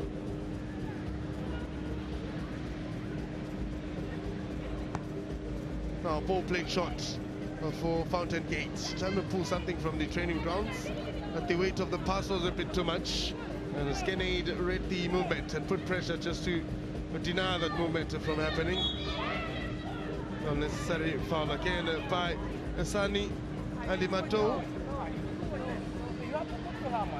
Yeah, Sani throwing herself everywhere, and now when Frida, she's too clever. She just holds her body and lets Sani go through her and get that free kick, and that's what she did very well. You know why they opt Fountain Gate to play short passes, short set pieces? Because they know the height of Scan 8 is too much. They won't compete in the air. Set piece to put to test the lady between the sticks.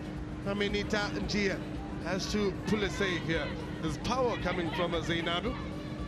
The current goal scorer will look to go for goal in this instance. It sets herself up and prepares the ball while there's protest that she's shifting it around into the frame of goal. And now they reading the moment that she's trying to cheat, and I can tell you Sani Alimato doesn't agree with it.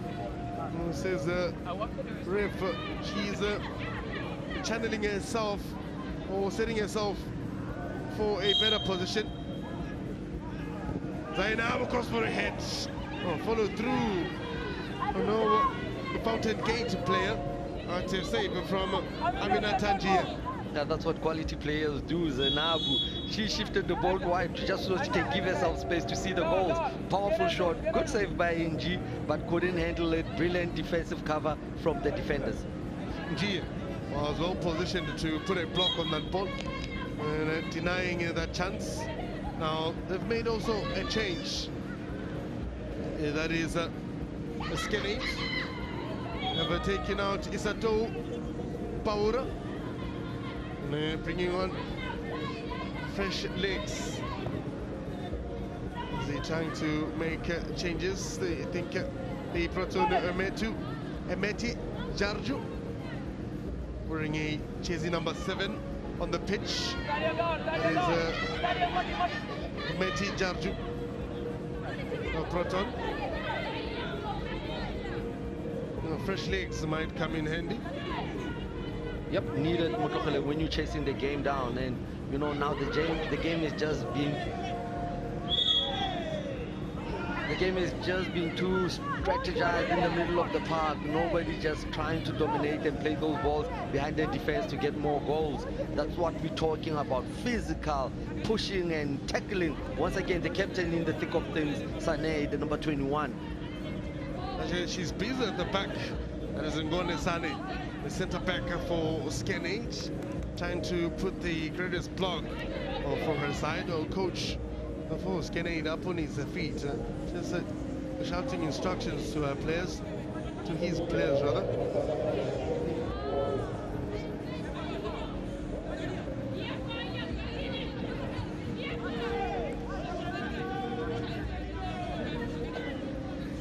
Now set piece for Scan 8. We've got Ngone Sane to take it in, but nicely floated over the defense, and the bounce almost caught Alice Nekamia off guard, and she just did not time a run, but the bounce really took the ball away from the frame of goal. If they've got such power, like Cisse, we just noticed that shot, why don't they just opt for route 1 so they can just put Fountain Gate under pressure at the back, push a couple of players there, and then play the route 1 over the defense. Let them just chase it and put Alice in discomfort. The Fountain Gate looking for their 3rd goal of the match, trying to make sure that the highest scoring team as well. And so far as things stand, movement, new player on. Irene Chitanda lost position of the ball while she was trying to be on an attack mode. The Fountain Gate on the move now. Fresh legs. Irene Chitanda picking up and getting a touch, not rushing the play as well. Felista Boku to Irene Chitanda as they play. Trying to make and have a movement while they hit it. Pass in as they combine touches, movement down the center. Zainab with the long range pass, looking for Irene, intercepted by the defense of Scan 8. Combination play, Kati, coming out to play for Fountain Gates.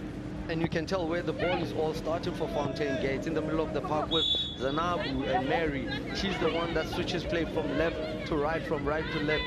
It's so amazing when you have left footers. It's like they are naturally gifted. You just have to coach them right. That's what we're noticing with Zanabu, the number 9 for Fountain Gate. Indeed, the coaches are investing in the young stars' strength towards the future, which is a good future. Looks bright for ladies football. Now a movement to make it 3, but first touch not the greatest. Denying Winfreda Gerald that 7th goal of the tournament. Was caught offside as well. She was trying to make that run. So Winfreda Gerald is the current top goal scorer for the Safeka region. She scored a good 9 goals. That is Winfreda Gerald. So she is indeed a goal poacher and a goal scorer of note. Now sub is happening. Well, they're taking out a player that came on as a sub. That is Irene Chitanda. No, rather, that's not the player. Rather, they're taking out Mendy Awa, who's gonna come on. I thought they were taking the number 10 from Fountain Gate, but what has she done? To realize that they only take out for Scan 8, Mendy Awa. Yeah, they'll be looking for her to make the runs, because now we've seen Scan 8 not attacking much. They've been pinned back into their own half.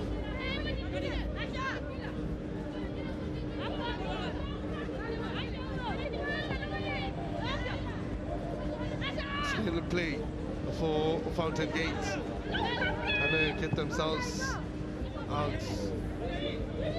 and get to play.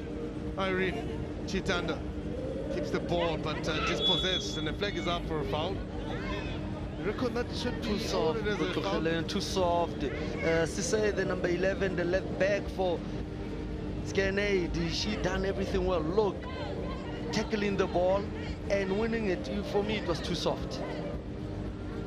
Yeah, a bit soft. I think the assistant ref is enjoying raising the flag most of the time. She's been raising the flag for offside calls.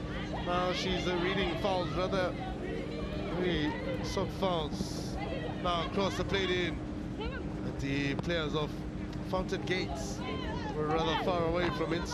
Got themselves now a throw-in. Fountain Gate with the throw-in, quickly played to the center. That's Mary Siame. Movement from Mary Siame, who's one of the influential players, denied room by Sise Fatou. Now chance again for Mary Siame. She did not get it right. Wants to make it 3 with the goal scored.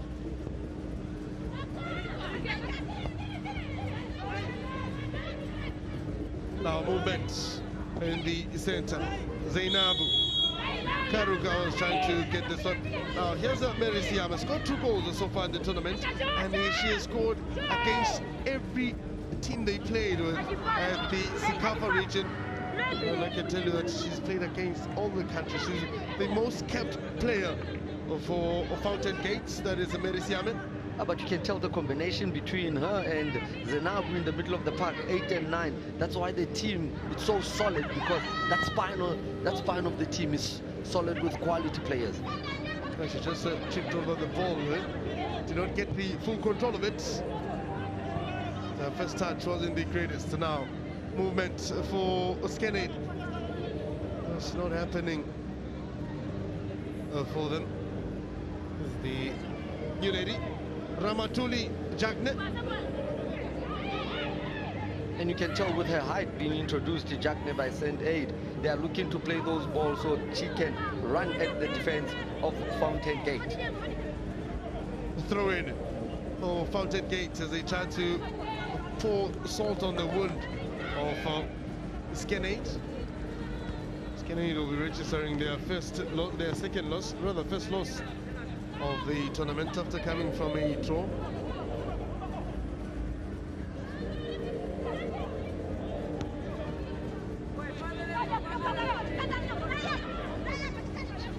so far from the top of our head, Mtlogela, the prediction for the ladies, you can even say Omar versus Fountain Gate by the looks of things with the performance we've seen for both teams. Now, pass played very fast, but the flag was almost been raised. But the ref have blown the whistle for them to have the ball stationary. Set piece for Fountain Gates.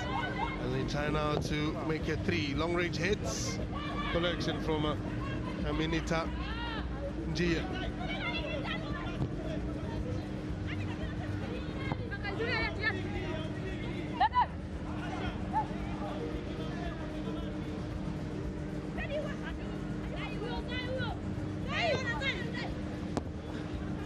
Now movement, keeper comes out, scares away immediately.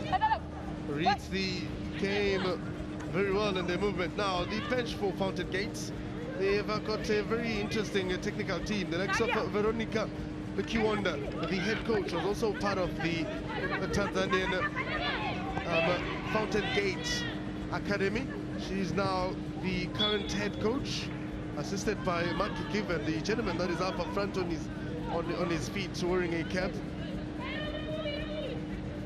Earlier on the handball, Matty just dispossessed. One thing we're noticing with the defense of Fountain Gate is they're not trying to be clever at the back.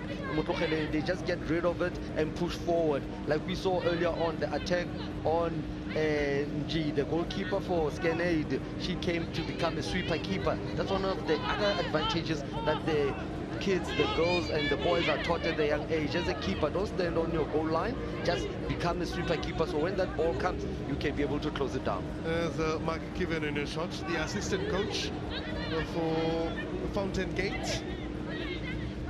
Great team of coaches. It's been 3 to 4 years together coaching at the Fountain Gate Academy. It's basically a school that has different sporting codes, including netball and a bit of rugby within the Fountain Gate Academy. We want them as early as 9 years old, already housing them within the academy. Now movement for the Tanzanian Academy. Chance to make it 3, keeper with the save. What an important save from Amanita Njia. Mutlogela, give me the 2 players who connected in that move once again. It's a combination play, and now again trying to be on the attack mode, that is Fountain Gate, increasing the pace. They know that the clock is running out on them. But look at the moment, Klati. Here's how they play. Once again, Mary combining very well and setting up Zenabu. Those are the 2 midfielders who's making things happen for Fountain Gate. Just clean save from Aminata Njia. Well positioned as well. They're trying to get themselves on the third goal. Keeper comes out. Well read. She's trying to get to be more involved in the game. She's seen less of the ball. That is Alice Nekamia. Oh, quickly played by the Skenaid. Trying to catch Alice. And she's off guard. The only goalkeeper considered 1 goal in the Sikafa League. Now, momented. And a collusion, but the ref waves play on while the keeper is still in pain. I mean, this is a moment where she's supposed to immediately blow the whistle as they just collided very awkwardly. Once again, the attack from Winfrida, eyes on the ball. Also, the keeper had the eyes on the ball and they collided mid-air, and the keeper came out the worst of it. There you see the right knee of Winfrida in the abdomen of Nji, but I think she'll be fine. Just a collision. Water, a bit of stretching. Now there's Aminata Njia. She's collided with Winfrida Gerald after she stuck her knee out. That is Winfrida, and the keeper opted not to protect herself, because the striker, whenever they are approached by a keeper, they then have to protect themselves and just bend the leg, but she did not, and then it ended up now hurting her as compared to Winfrida moving away from it. She did not stop, or the eyes were on the ball. That's another thing you must also look into consideration. Here's the incident, how it rather happened. But these are the opening goals. Yep, Zanube receiving with the left, putting it furthest post, but the keeper should have even just tried. The defenders didn't commit, and the penalty we saw earlier on, look at Winfried, power behind the ball, a bit of a curl to get away from the goalkeeper. Mutukala was about to say to you, as keepers also at this age, coaches, we need to teach them also how to protect themselves mid-air and when to go out and when to stay on the goal line. Yes, indeed. I tell you that when Frida is putting pressure, she did not want to stop in search of her 7th goal of the tournament. So she thought she'd cause an upset. Now the bench of Skenaid, the worrying faces of the coach, and they struggling to get themselves back to fighting ways.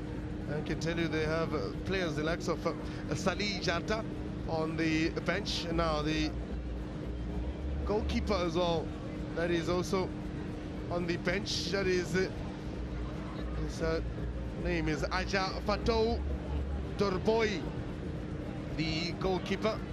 That is Aja Fatou. Will perhaps look into coming back on, but she still needs to be up on her feet. Just the moment and just the knee just sticking out from Winfrida, and she just caught the young star, the young lady Aminata Njia. And I can tell you that Aja Fatowi was already setting herself up to come on. You see how disappointed she was with just dropping her body. Now, final whistle has been blown, and it just continues to be the only side on the Group A to register 6 points. That is the Fountain Gates. And for Skenaid, they've lost their first match of the tournament with just 1 point on them. So looking to maybe try and get themselves to fight better the next time around. Not happy as the young stars. Just a bit of a tear here and there. We're hoping for a better performance within their stages and their play at the CAF Africa Schools Football Championship. Great shift of work for the young stars of Skenaid. It just wasn't to be. But for Fountain Gate, 6 points matters the most, and they've registered sufficient points.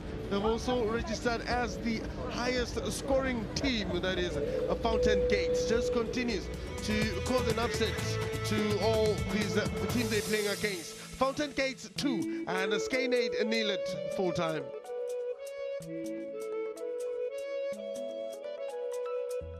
The match statistics, I can tell you, fouls committed 12 for Skenaid and only 3 out of Fountain Gate. Pole position in favor of Fountain Gates. Fountain Gate have the upper hand in this instance.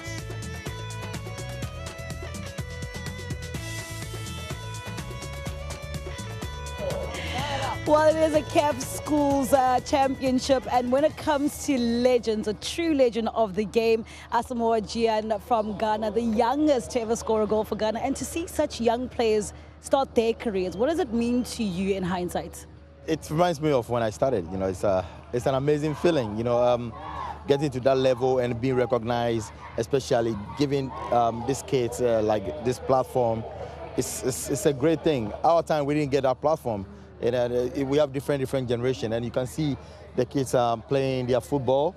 You know, when they are given this platform, it feels like, okay, they are already there, and then they can do much better. And then this motivates them to do much better. So you seeing them here is a great feeling. I'm sure they feel good within themselves, like they've been recognized by a lot of network and especially SuperSport. So even from here, when they go home, they're gonna even call their family to tell them to watch them on TV and stuff. You know, so it's a good initiative, and kudos to SuperSport for recognizing these kids, and it's an amazing thing. And Asamoah, if you had an opportunity to sit with some of these 12, 13, 14, 15-year-olds to give them a bit of advice as they continue this journey to being professional footballers, what would you say? Yeah, I would say if they want to really play football, they should just stay focused. They should be more dedicated to the game, because in football, it's all about dedication.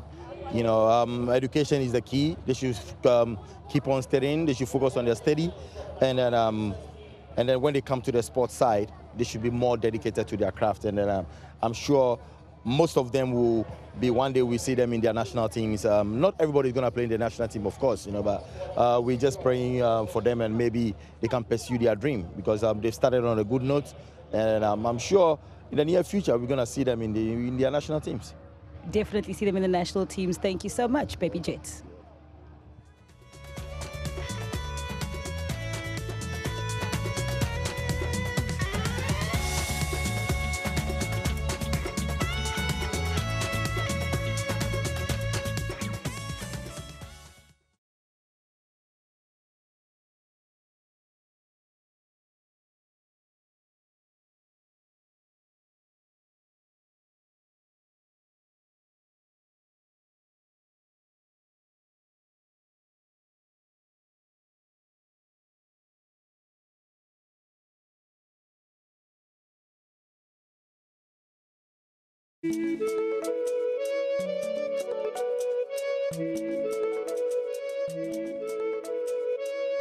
Well, welcome back to what has been an exciting day already. Salima Secondary takes on Ben Sikalu Salem at the Kings Welitini Stadium. That's where we are, yes. It's a competition that includes girls and also boys. And in this match, this is all we, yes, Emlazigwadi, that's where we are. That is the township hosting us. The city of eThekwini, proud host to this tournament at the Kings Welitini Stadium. That is where we are. So the young and old have come out in numbers to come and enjoy the festivities. Yes, it's school holidays.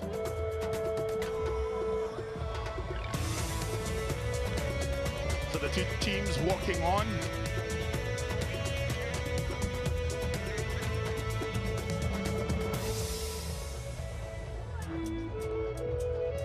So both teams coming out of the tunnel. The girls, of course, on the left, they'll play in field number B. And then the others, it's the boys that will be playing in field number A, all coming out to what will be a fierce battle. Ben Sikalu Salem will need to pick up a victory at least. Also for Salima Secondary, it's the semi-final spot at stake in this clash.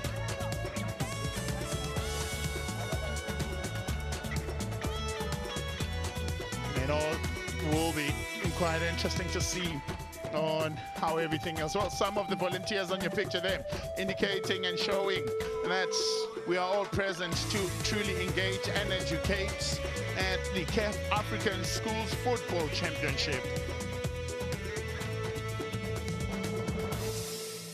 It's school holidays in KZN, so they open up next week, of course, and that's how it started. Well, this is the other team that plays in it in Saint Tibita.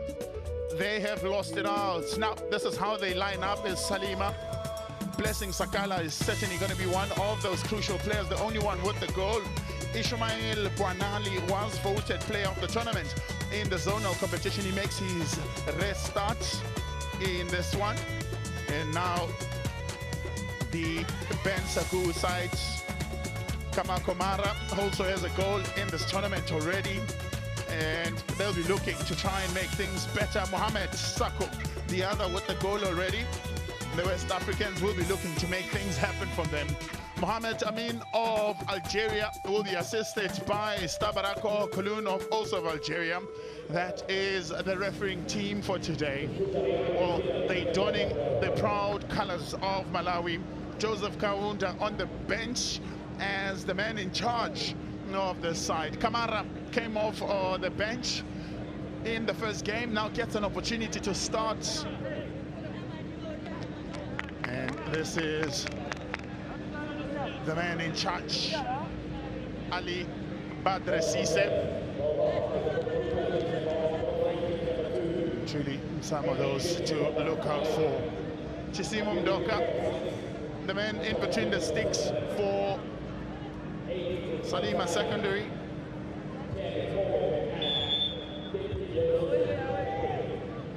So we're up and away. It's Salima in the red of the Flames, attacking the goal to the left-hand side of your picture.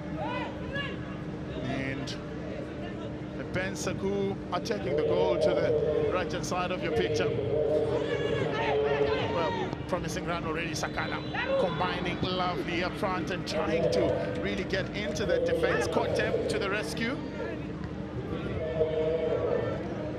And dealt with by Ibrahim Sako. Continues to wear the armband, led them to a victory against Saint Rita earlier on. So, opportunity now early on, trying to really find spaces and ask the questions. Both teams do need the points.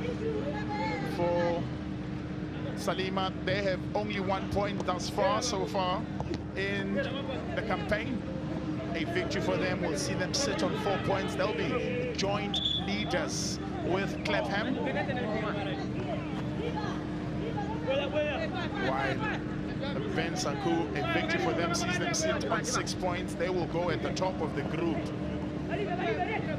Now, lovely work, lovely footwork, promising stuff from Salima. Did well, did everything, did the spade work, and was trying to find a teammate. Was Banda. Didn't really work out well for them. He's on the bike again as Banda makes his way into the box, goes down. No referee waves play on. Presence of mind from Saku. As well to keep the ball well at the back, making it work for them as Ibrahim. Team shot to try and test Saila in between the sticks. Position lost to Saka from a distance. He tries his luck, but can't find the target. Blessing Sakala, the only one with the goal for the school. Joseph Kawuta, the man in charge of the team representing the Flames of Malawi. Well, mistake at the back, trying to clear defenses. Well, showed too much to Kamara, who concedes position. Oh, fancy stuff, gets them into trouble. Malawi at the back. Conte.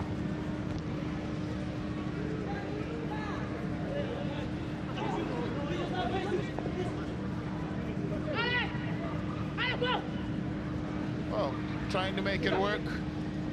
And didn't work out so well. Mohamed Sako with the clearance. Some promising stuff.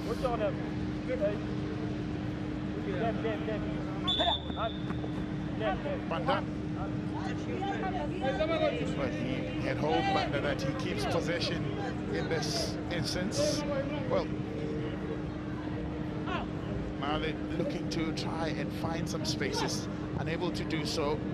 They go out wide. Conte chasing the keeper off his line also. He gets himself into trouble. And he pushed that ball out of the box, but presence of mind to kick it out for a throw-in. Terminator.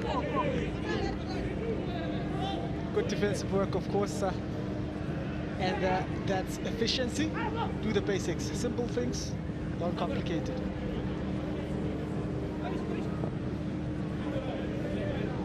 Well, Sako able to deal with the pressure at the back in defense. So Group B made up of 2 teams from the Wafu region, one from Wafu A and the other from Wafu B, and 2 COSAFA teams. Kamara fails to deal with the danger, fails to deal with the pressure. Now they look to come through as Salima. The keeper read that situation very well from Karia. Promising for Kimeko Mara. Hasn't worked out to the best as he would have liked is Mara. Well, Dead Wolf easy.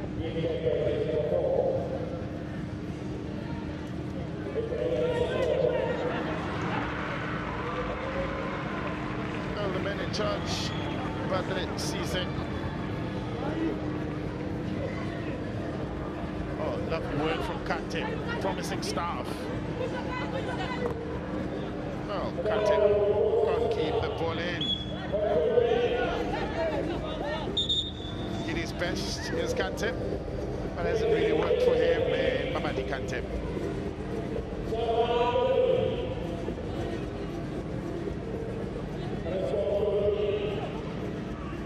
This is, of course, Bafana, an interesting game in terms of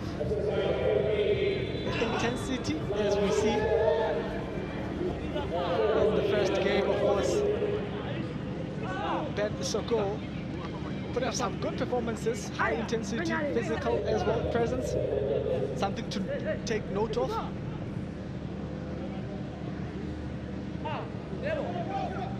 Conte. No one. Well, they'd find the teammate, but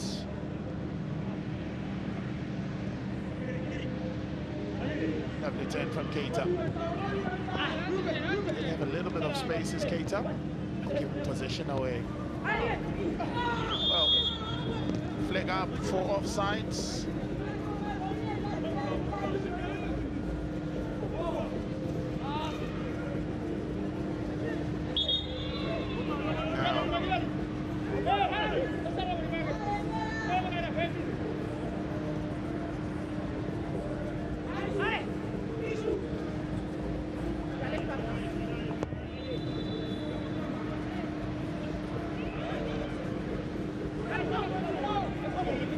Opportunity for Korea. What can he do? Does well to keep it in and cuts inside and easily read in defense by Sako. Now on the attack, Mara with the strike. Oh, what a lovely save from the keeper.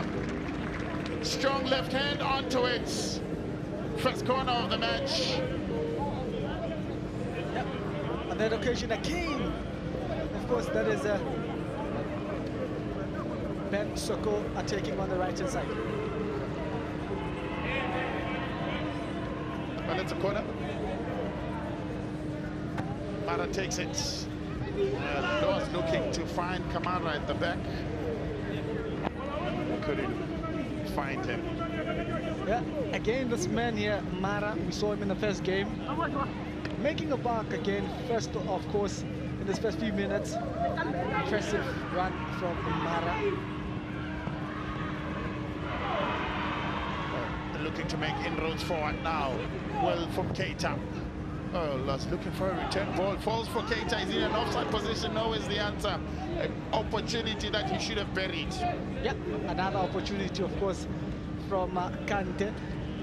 Could have done better, however, it was on the 10. It looked offside, a 10 offside, however, the referee ruled otherwise.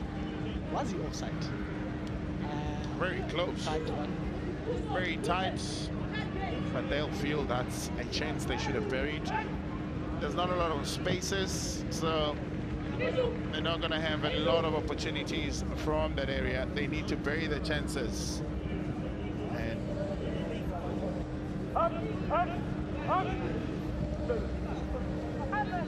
play on the ground there. Holding his shoulder and struggling is Ibrahima Sako. Well, development is for everyone, not just the players in the field, but also for the referees. Also, the school kids are allowed to go through leadership workshops and leadership on there. Well, he was unchallenged when he clutched that shoulder. Will be a bit of a concern to see if he'll be able to continue as Ibrahima. You know that 8 players at all times needs to be in that middle. Well, this injury to Sako allows opportunity for Coach Kaunda to call his charges and speak to them and see if they still understand the game plan and they can continue to stick through to the game plan. He is in need of a victory, is Coach Joseph Kaunda. The captain there, of course, Sako, man who's been very influential, leading by example, of course, in the first game for Ben Soko. Solid in defense. But looks to still be struggling a little bit. He should be able to run that off. Kamara. Oh, lovely work from Kamara. Individual start from Kamara. Pacey and very skillful, but can't really get it to where he really desires to have it. Long ball, played behind the defense. Doing well to try and track back and recover is Keita. A moment earlier we saw an attack, of course, from Kamara on the left-hand side, and before that one, we've, of course, seen those runs being made by Kamara, and I think those are the two danger men. Kamara, of course, the player that is impressed. Well, 15-year-old referee going on to check if that ball is on a corner. Very strict. That is a future Victor Gomes, I tell you. Yep. I think also you can tell as well, still young, the referee. Well, sticking with the rules, when he checks if that ball is on a corner spot properly, you know it has to be on or behind the line. Opportunity now for Mara. Can he bury it? Opportunity for Mara. Hits the uprights. Oh, can't do much, but still alive. And recovery at the back to try and clear it out of danger. James Msongole. What a run by Kamara. Not surprising, he's been a live wire throughout this tournament. The number 8, of course, for Ben Sissoko. I'm impressed. Not afraid to take on players. In this case, he got a long ball, of course, a switch. And look at that. Yes, it's a tight angle, but good work, of course, by the number 5 as well from Salima. That is James Msongole. That's certainly being the heaviest and kept him busy there. Imran Ibrahim in company at the back from Salima, kept really busy about matters. He get an opportunity again to not run into the box. Vitamika Karia gets it onto the back post and a header. What a strong header from the back post, but couldn't keep it on target. Well, offside flag out. That was a certainly a telling move, a promising one for that night.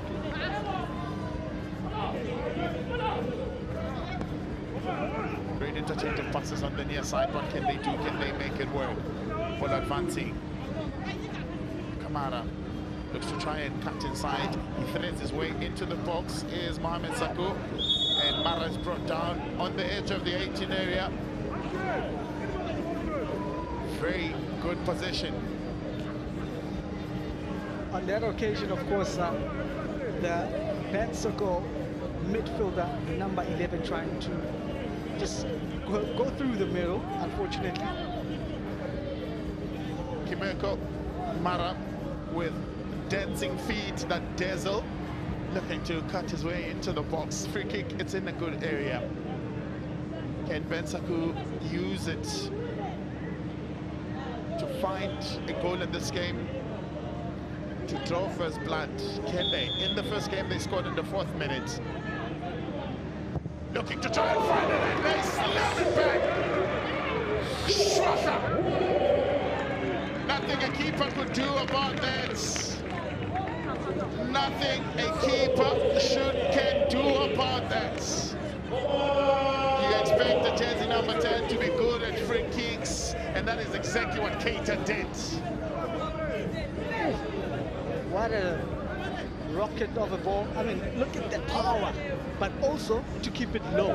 That's a very difficult technique, especially with the goalpost. I mean, that's just a stunning goal from a free kick, of course.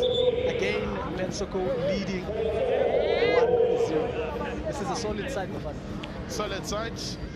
First goal in the 10th minute. Now they come forward again, looking to ask answers, to ask some questions. Conte cross into the box is cut out. And Gordon trying to advance forwards.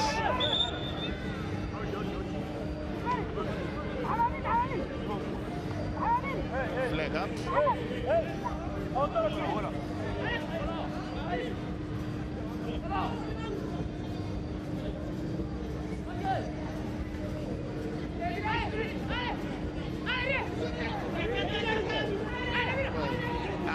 mistake from the goalkeeper. Very rare one, Musongole. Oh, was in an offside position is Musongole. Needed to look at either the last defender or the teammate. Needed to slightly be behind the pass that he was anticipating. Didn't look at his lines, and as a result ran onto an offside position. But the keeper did well to block that strike, but it could have worked out for them. A should have, could have moment. Lovely turn. Impressive stuff. Free kick. Free kick against Leah. Yeah, a late call from the ref as well. A mistake by Camera, almost costing them a goal. Loman trying to catch the keeper napping. Well, shows that he is switched on.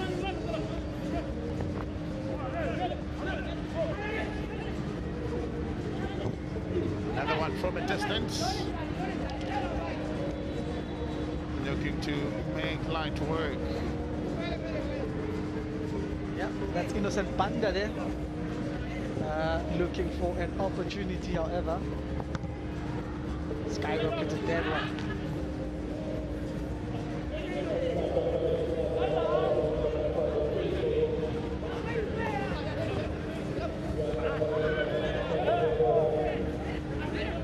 Well, there's a lot of skills, especially in that middle of the park.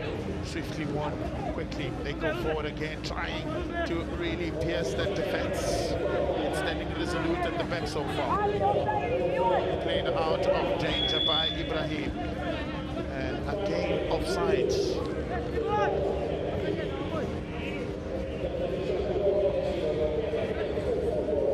A very organized team that is Bensoko.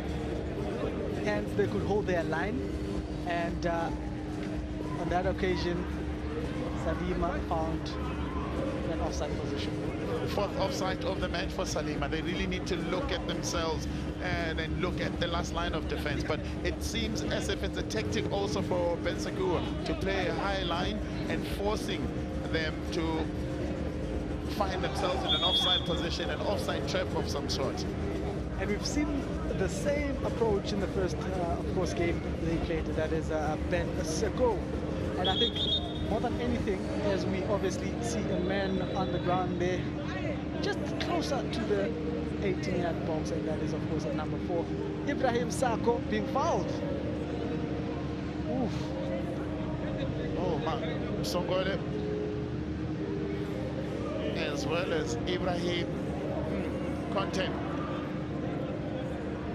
Only 13 years of age. Yes, if you've just tuned in, it's an under-15 tournament.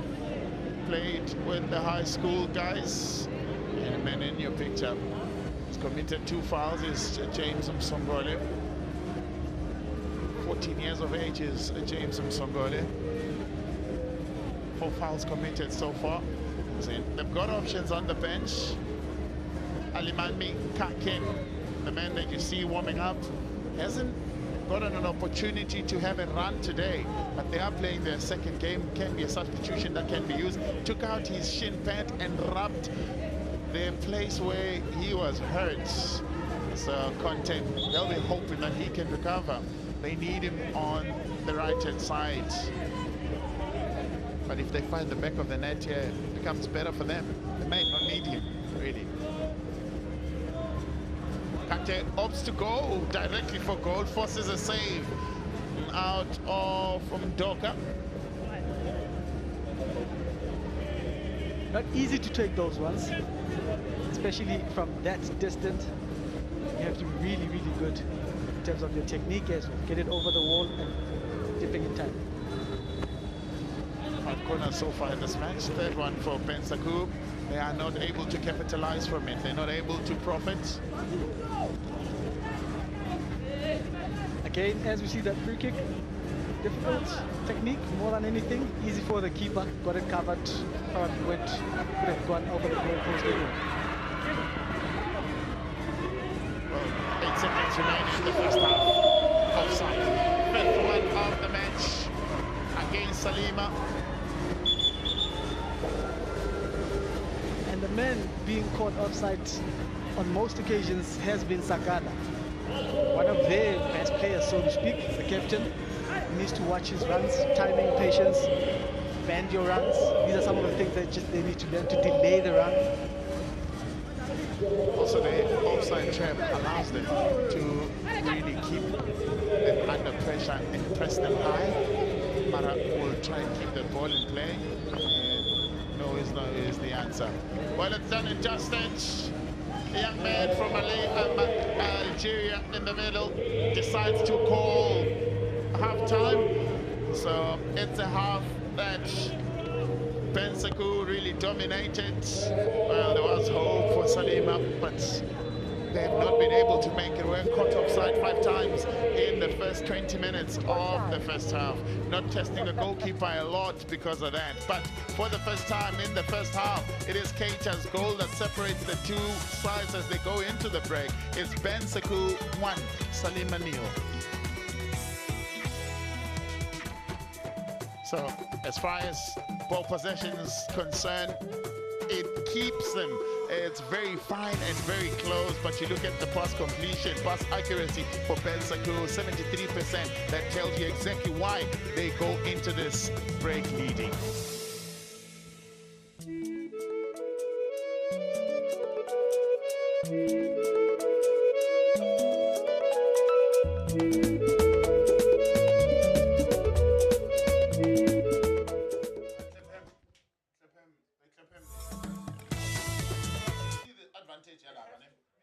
They play better than Santerina. Yeah. No. These ones, they play better than Santerina. The other ones, Zakopeni. They play better than Zakopeni. Zakopeni, they're using strength. So they are physical. Yeah, physical. Mana, they've got the physicality, they've got the skills, and they've got the pacey players. They're using these ones for now, but all round. I was about to say. Yeah. They could match Mane physically. Yeah. And they beat them. Now they're matching these ones. Clapham, they're not physically. Yes. Yeah, they're fine. So you can imagine. Already they've got the upper hand. Spanning forward.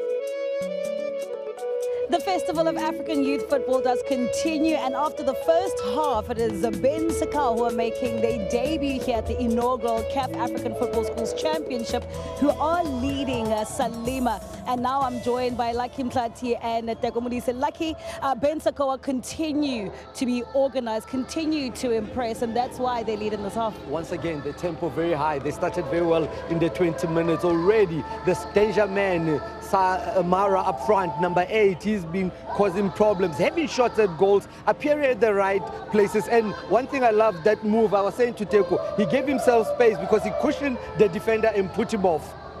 And when you do look at Ben Sekou, they've literally been absolutely fantastic. No wonder they're leading. Of course, the goal coming from Keita. I mean, they've been very, very impressive. And you look at the way they play, very confident, very comfortable. Everybody knows what they're doing. But of course, the main man is forever on the ball. Mara, whenever he's on the ball, it looks like something's going to happen. And he forever makes those runs. Here he is again. You look at him, he buys himself time with his left footer. Unfortunately, there he hit the target, but he couldn't score the goal. But he's that man for him. always itching to find the back of the net. In fact, we could have been talking about 3 goals in this half, so definitely one to watch out for in the second half. But it was Keita who managed to score for Ben Sakau. For Salima, as they come back in, because they are still a very dangerous side, they have also been testing Ben Sakau. How do they do that? Yeah, once again, look at the goal before we go on, Tato, from Keita. He hit a quality cross. The keeper had no chance. But again, for Salima, they need to do what they've been doing. Get Sakala on the ball, the captain, who's playing on the right-hand side, because every time he's on the ball, seems like movement is happening, but they caught him a couple of times offside, which is what they need. They need to just go on the third half of Ben Sakau.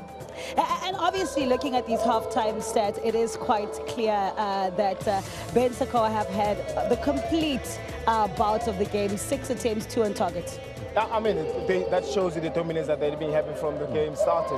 When they're on the ball, very comfortable. They don't just kick the ball forward. Look at the way they build up from the back. Sako there, the captain, is very comfortable on the ball. That's where they start the build up, and they always finish their attack. That's what a strong team does. The beauty about this Festival of Youth Football is that we've got Field A and Field B. Now we also have, of course, the likes of Omar, who are playing in Field B, and they're leading 2-0. And of course, we do know that the likes of Ayub and Hajam, always in the mix. Picking up from where she left off, look at that, faking and letting the defenders go, and the way she got her eyes on goals, and she just taps it in. She is the quality striker, always in the right place, always direct, straight with the goals, and she tapped it in. 5 goals now. Well, of course, they do return for the second half. I know that Deco and Lucky had practiced that goal celebration, but they'll show you a little bit later as we go into the second half.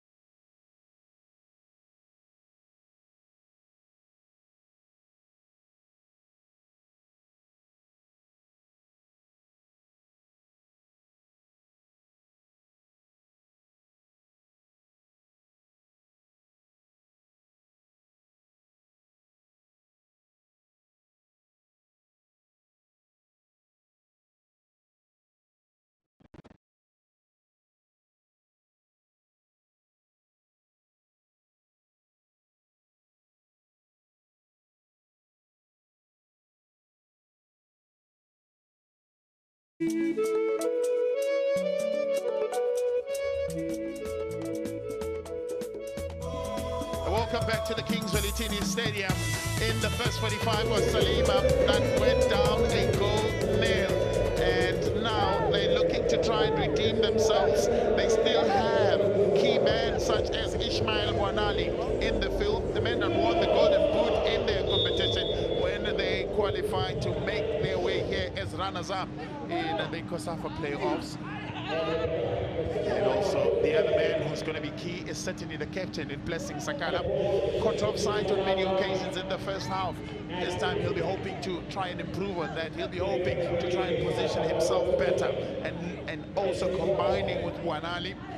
And together the two can seriously make fireworks for the Salima Secondary School. Well, for Ben Sakau, they still have Amara Keita, a man that also won the best player of the tournament at the zonal playoffs, where they booked their tickets to make it into the stage when they beat New Yandum by 3-2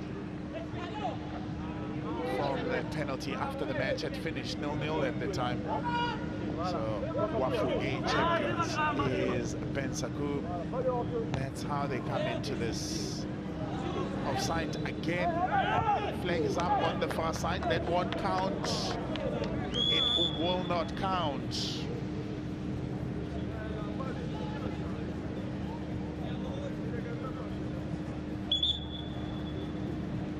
Salima definitely has to get back into the game, and they need to get that man, the number 10, of course, the captain Sakala, who's been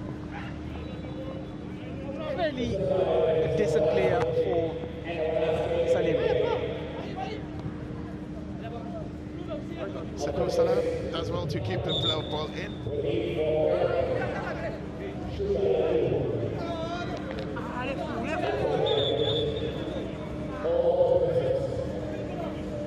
Ahmed Sakou got a yellow card in the previous match. He's kept the discipline in defense in this one.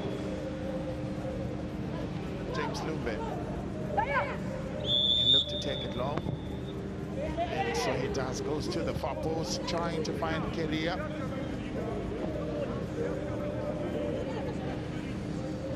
Interesting to see what the coach, of course, has said to the players. If they're going to implement that is, of course, Salima. They have to get back into the game. However, it's not going to be easy because Ben Soko has been very impressive, solid side. Well, the captain doing still a work in defense and trying to keep his side in it is Ibrahim Sakou.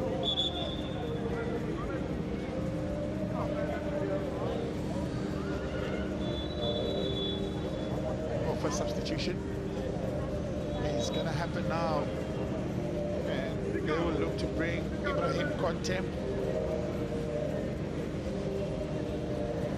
Comes on.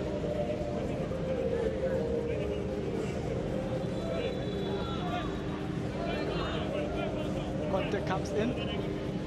Well, substitute Conte for Conte. They have the same surnames.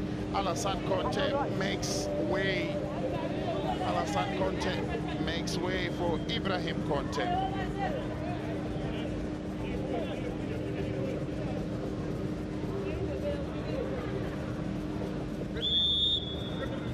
Looking to take advantage from the corner spot. Well, played too long. Played too long. Well, Blessing Sakala. Not a good day in the office for him. Yeah, for some reason he's not enjoying his game, not as impactful as in his first game. Still a good player.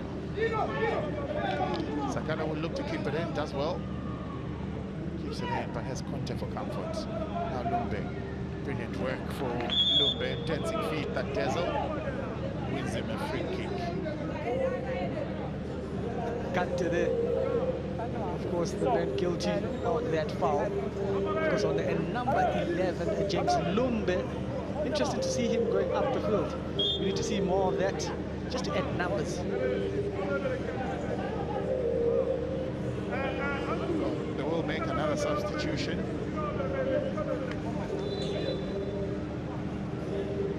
Mamadi Kante comes off.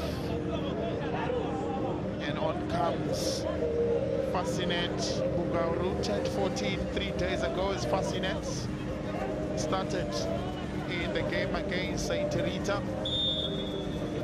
Now comes on. Well, can't get it over the one-man wall is Kaira. He's a set-piece specialist with 5 minutes in. And Salima still trailed by 1 to Ben Sakou. Performance they will look to try and improve. A performance they will look to try and get better. From the corner spot, keeper spilled it, but had enough cover in defense to help him cope with it. I think the keeper has been suspect when it comes to those high balls being pinged in to that 18-yard area. His handling has been not quite up to standard, and I'm sure he will agree with us. He's let a few of those go in the side of the box. Well, there was a confirmation for the second substitution done by Mexico.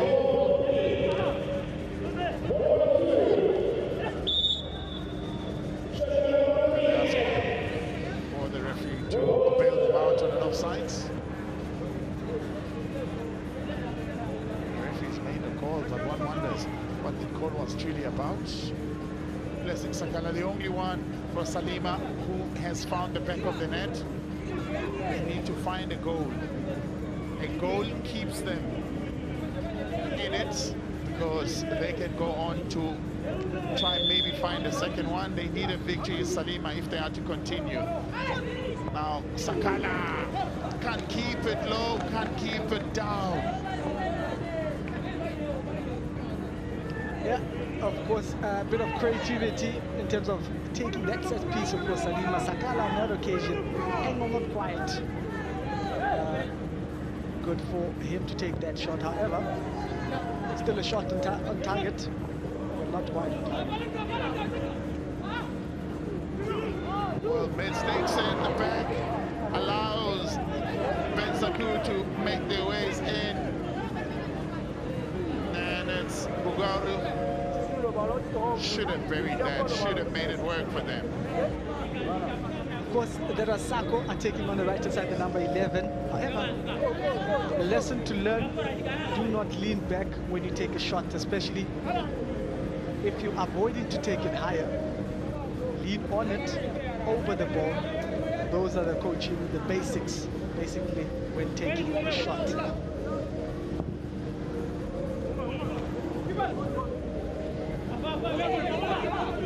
Well, as things stand now, in Group A, Bensaku will go to the top of the group with 6 points if they hold on.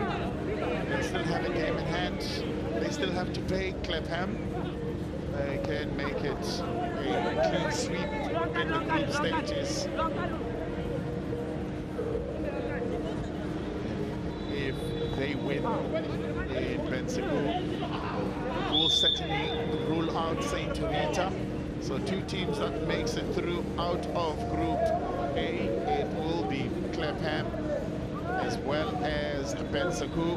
In that clash between Clapham and Bensaku, they will be playing for top sport. Top sport is good because you play runners-up of the other group. That may be seen as an inferior team, maybe.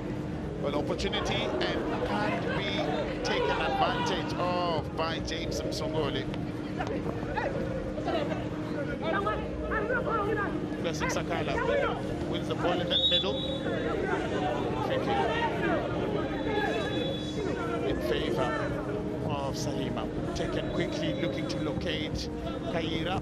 Does his best to keep it in play and gets a free kick. They're trying, that is Salima, of course, to get a goal back. This occasion, the long ball played in. Fortunately, couldn't get that one under control. A difficult ball, though, to get first time. Yes, he was a bit tightly marked as well. Challenging degree of difficulty from there, from James Kawunda's side.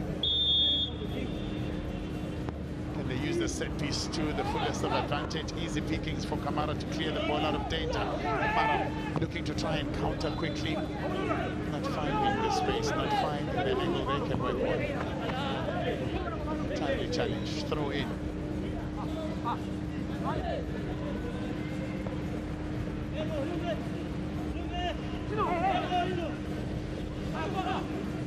Position given away again to Ibrahim Sako. If they are to get back into this, they need to keep possession as best as they can. Now the goalkeeper was pulled first. Well, he dropped the shoulder. Good piece of skill, however, risky at the back, especially. Trailing leg there from the Salima player, and he went on for the second one. Of course, that is Ismail Ibouanoir. Risky from the keeper. So, at this age, as a goalkeeper, through development, goalkeepers are taught time management. In this case, if that's what you are asking, is the keeper trying to, come up with his own tactics. But yep, what a cracker there though, Bafana. That's a cracker. Only thing the goalkeeper could hear was Schwarzer in the net rattling at the back. Man had carried a strike. Keita was the player of the tournament in the zonal competition. Well, some of the volunteers that make sure that what you see on your pictures is the best of the pictures, to make sure that there is order, that is followed within the stadium. Geoffrey Gama. Going back to your question regarding the keepers, we see, of course, Kamara lying on the floor, on the ground, the number 15. It happens. I mean, if sometimes you're trying to break the rhythm of the opposition, if you're under pressure, then you do what you can. However, it's not recommended. Tabegika Kaira makes way for Worship Chimkondienyi. But he's happy he'll be able to, he's recovered. Miraculously. Able to continue with the play. Looks as though to be battling. The keeper, the referee will go into his book. You look at the two tackles. It was a late tackle on him that tripped him almost. Nothing malicious with the second attempt. So hence my question to you as the legend of the game to say, are we teaching at development stages? Very close call. Tightest call I've seen so far. Not sure about that one. We'll see offside. Looked like the Salima player was defensive. Played him onside.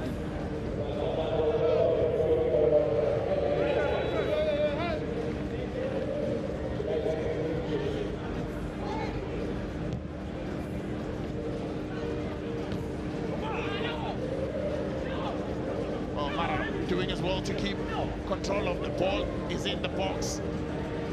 And he can't find the space. Can't find the space to really make it work now. Looking to try and break is Sakala and company. Keita stands in the way, but the referee blows in favor of Salima. No time to waste as they are left with 7 minutes to find an equalizer and maybe a winner. Yeah, that was a late tackle from, of course, Keita. Didn't pull back on that one. Straight into the hands of Gama.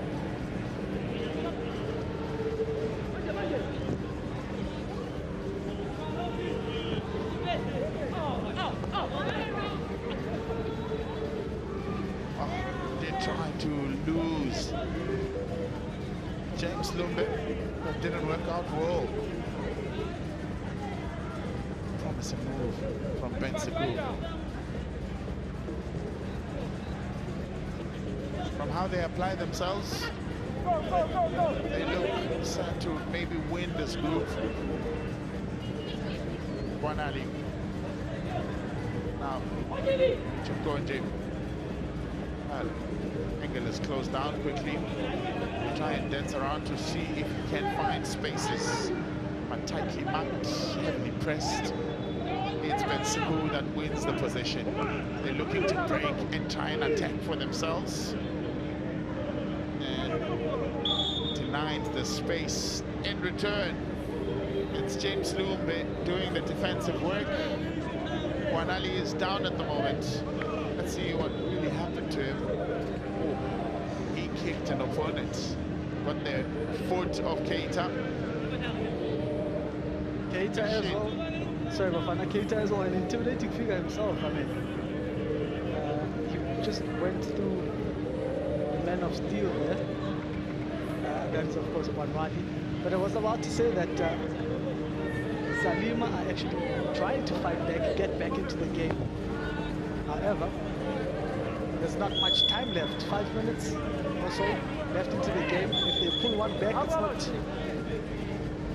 a scoreline that they cannot get back on. So they need to fight really hard to get back on level terms. Well, Salima needs a complete victory if they are to keep their hopes alive. Victory will take them to 4 points. As things stand, it doesn't look as though it will stand what will happen. But again, football is not their fault. So you can't conclude for the fat lady has sung. The proverbial fat lady. It is, of course, time still allows. If Salima could just pull one back, they're back into the game.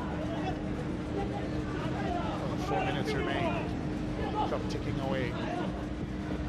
And dancing his way through his innocent Panga, finally gets his strike and then keep it on target. At least after dancing around with the ball, make the keeper work a little bit. Wanali outright gets it back in. Oh, Wanali look to beat the keeper on the near post. The curl of that ball. Yep. He does well to create space for himself, you know, obviously getting it back to his left foot. I don't think the keeper was aware of that one. He was expecting a cross in, and Banwali almost slotted that one into that first hole. Mara as well to find Majuri into the password. Evenly cleared away, dealt with it eminently in at the back by Imran Ibrahim, and the shot from Sako.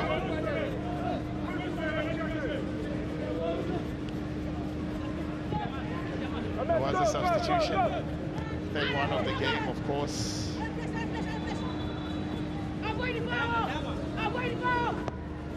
Kamara coming off.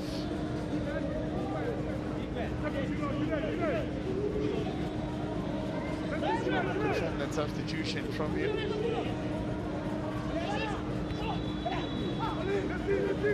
Easily into the hands of the goalkeeper. Almami Kake is the man that has replaced Osumani Kamara.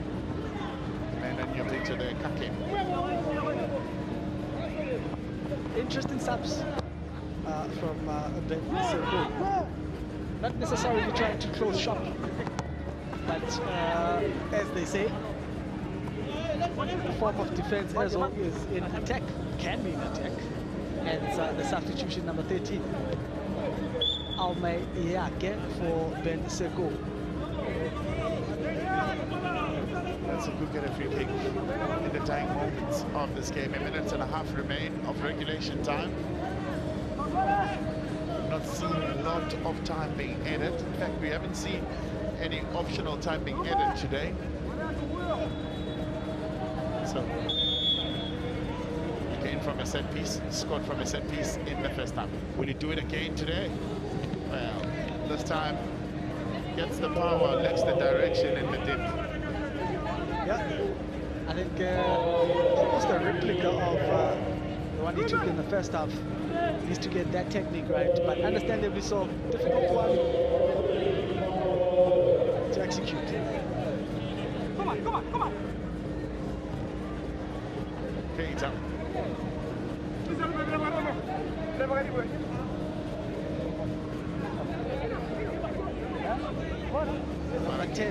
Yep.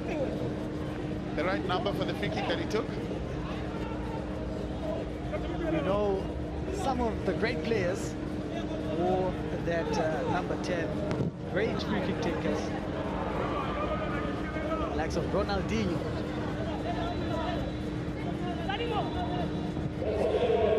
The dying moments of the game. They still can't get one that can trouble the goalkeepers. The one goes across the face of the box. Offside, yes, once more against Salima.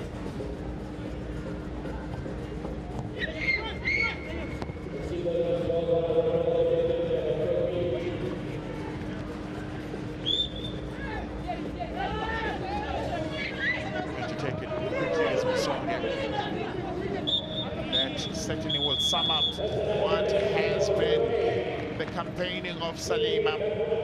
At the end of it, it's Ben Saku that keep a second clean sheet in a row. It's Ben Saku that claimed the 3 points for the second time in a row. This time it's the courtesy and the boot of Amara Keita. It's his free kick that sees Ben Saku claim the necessary 3 points that will book them a place in the semi-final. So they will play Clapham only for which team to finish at the top. But as things go in Group A, I can confirm for you that it is Clapham as well as Ben Sakou that go on to the next round. Salima is eliminated, as well as Saint Rita, as Ben Sakou celebrate all the way with Keita strike in the 14th minute.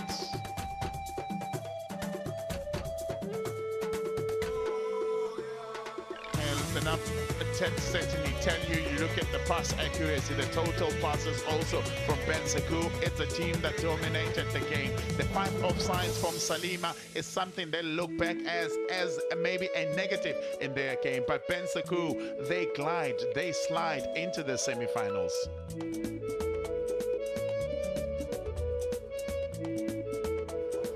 The beauty about this tournament is that you see future legends and, of course, our current legends of the game. Stefan, you've traveled across the world from China, Spain to England, and you look at this opportunity. You've got youngsters from Benin, from Guinea, and they're coming to experience, of course, this wonderful tournament. Yeah, crazy. That's why I say when he was young, we don't have a chance to do this, and that's why I must to thank, the chairman of the CAF, the president.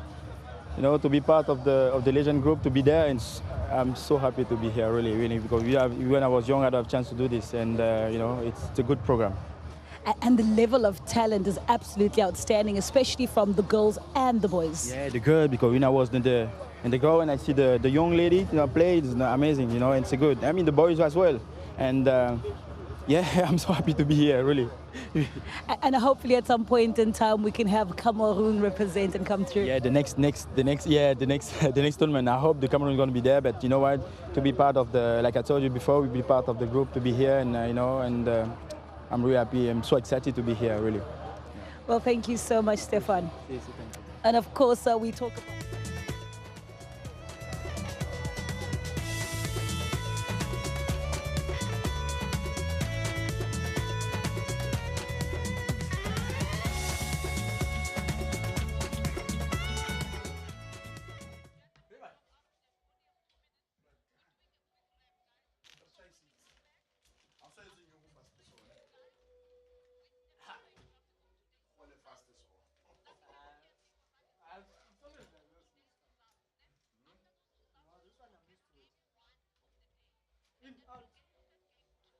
Fly to Cape Town, fly to Durham, do 10 minutes of work, come back.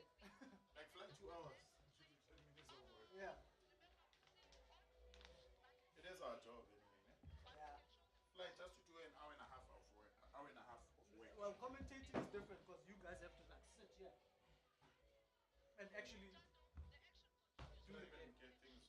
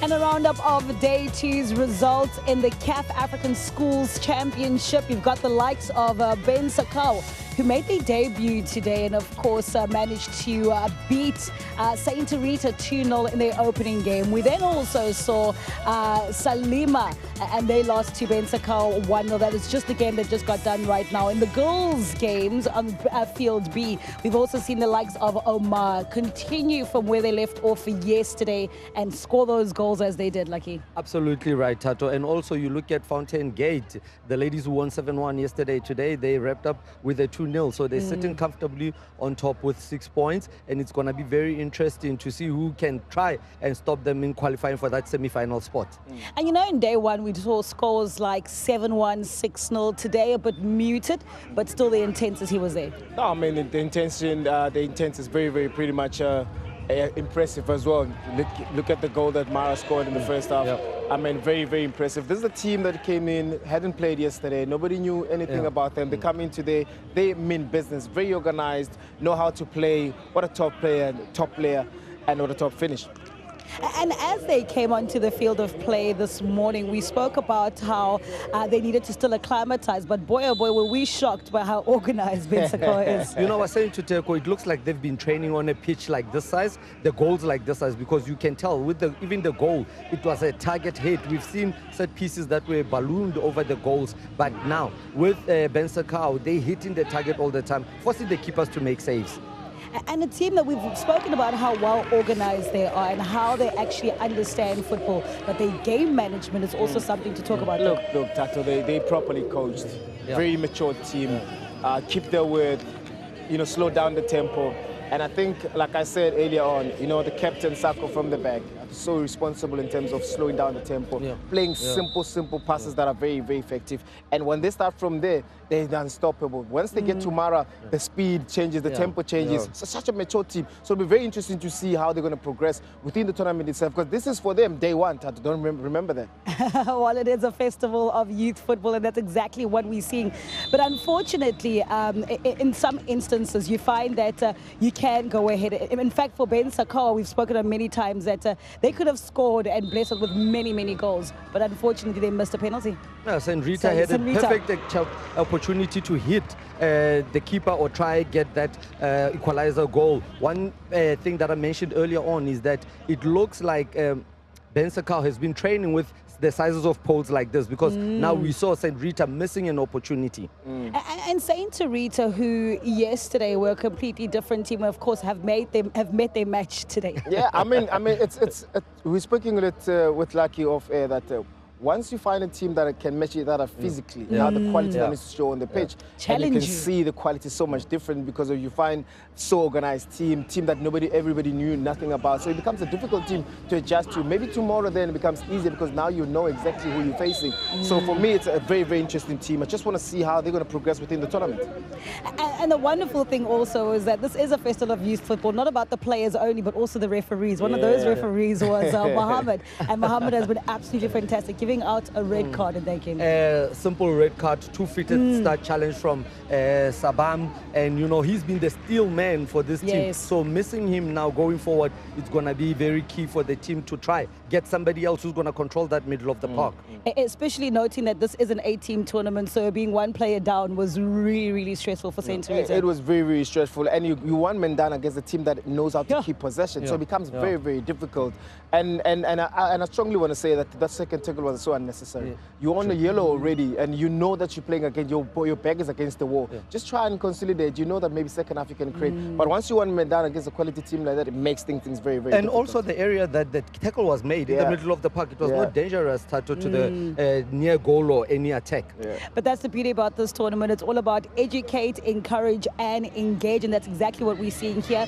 And of course we did say it's not only about the boys tournament, it's also about the girls tournament. Now Fountain Gate, who yesterday managed to beat Edendale 7-1, also kicked off today's encounter in fine notes. Yeah, in the middle of the park for Fountain Gate, it was impressive for me, the number 9 and the number 8, Mary, who controlled everything. Look at the goal, receiving with the left foot and just putting it away from the keeper, no chance. For me, the defenders, one of them could have just sacrificed, throw himself in front of the ball, like we've seen the shots that have been blocked.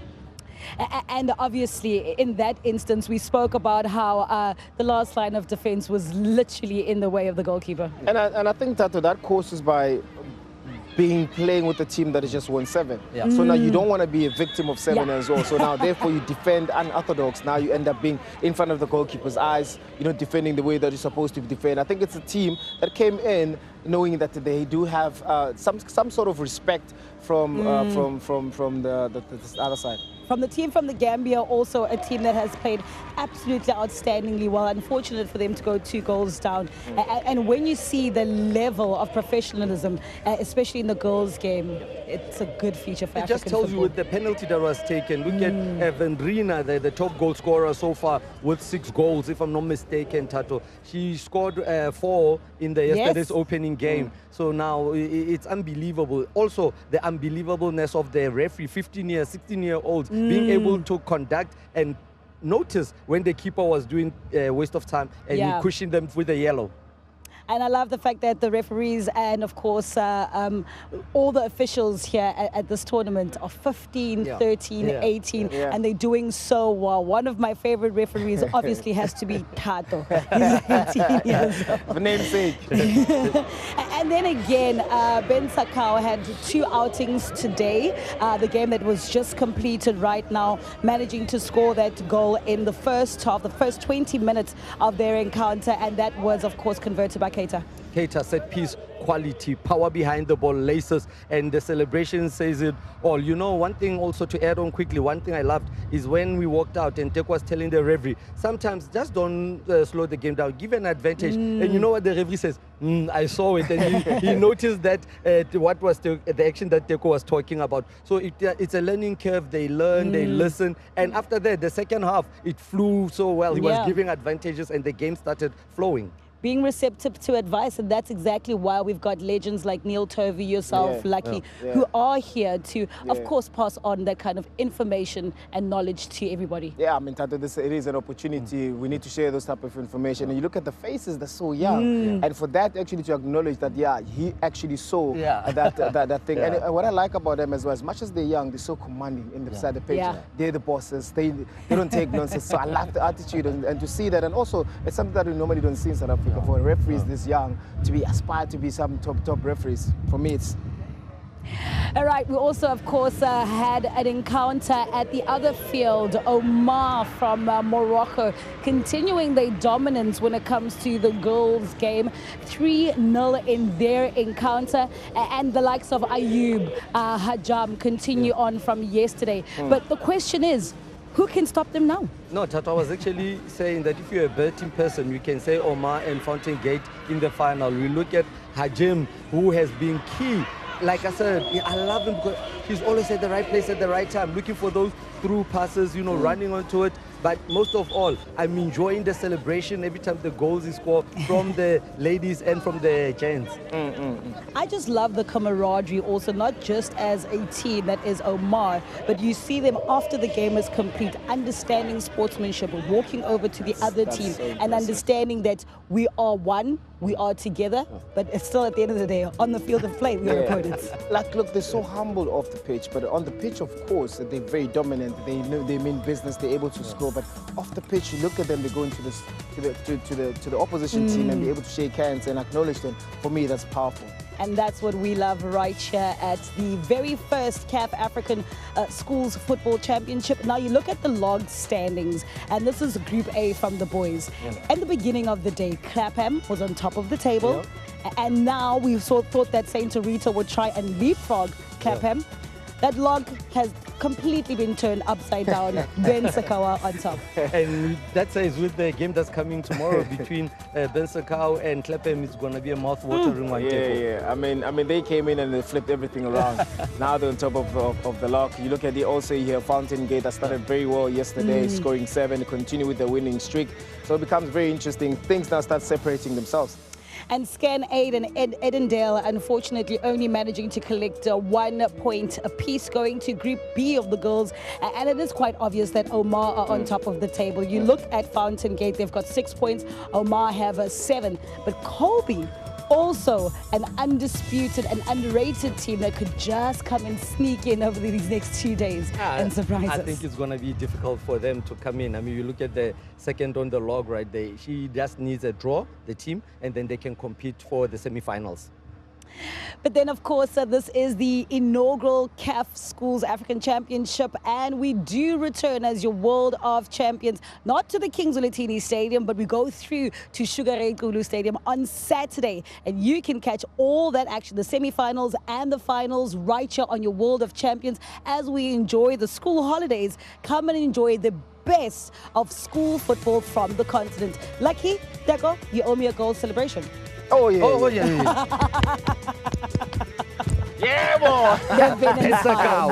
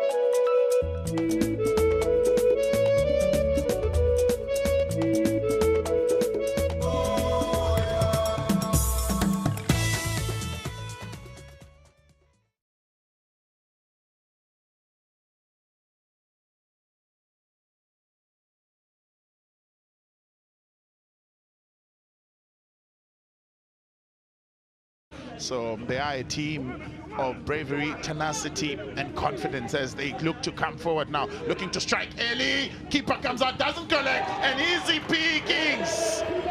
Easy star for Kimikoma. Composure in the box, of course, that is Mara. I mean, defense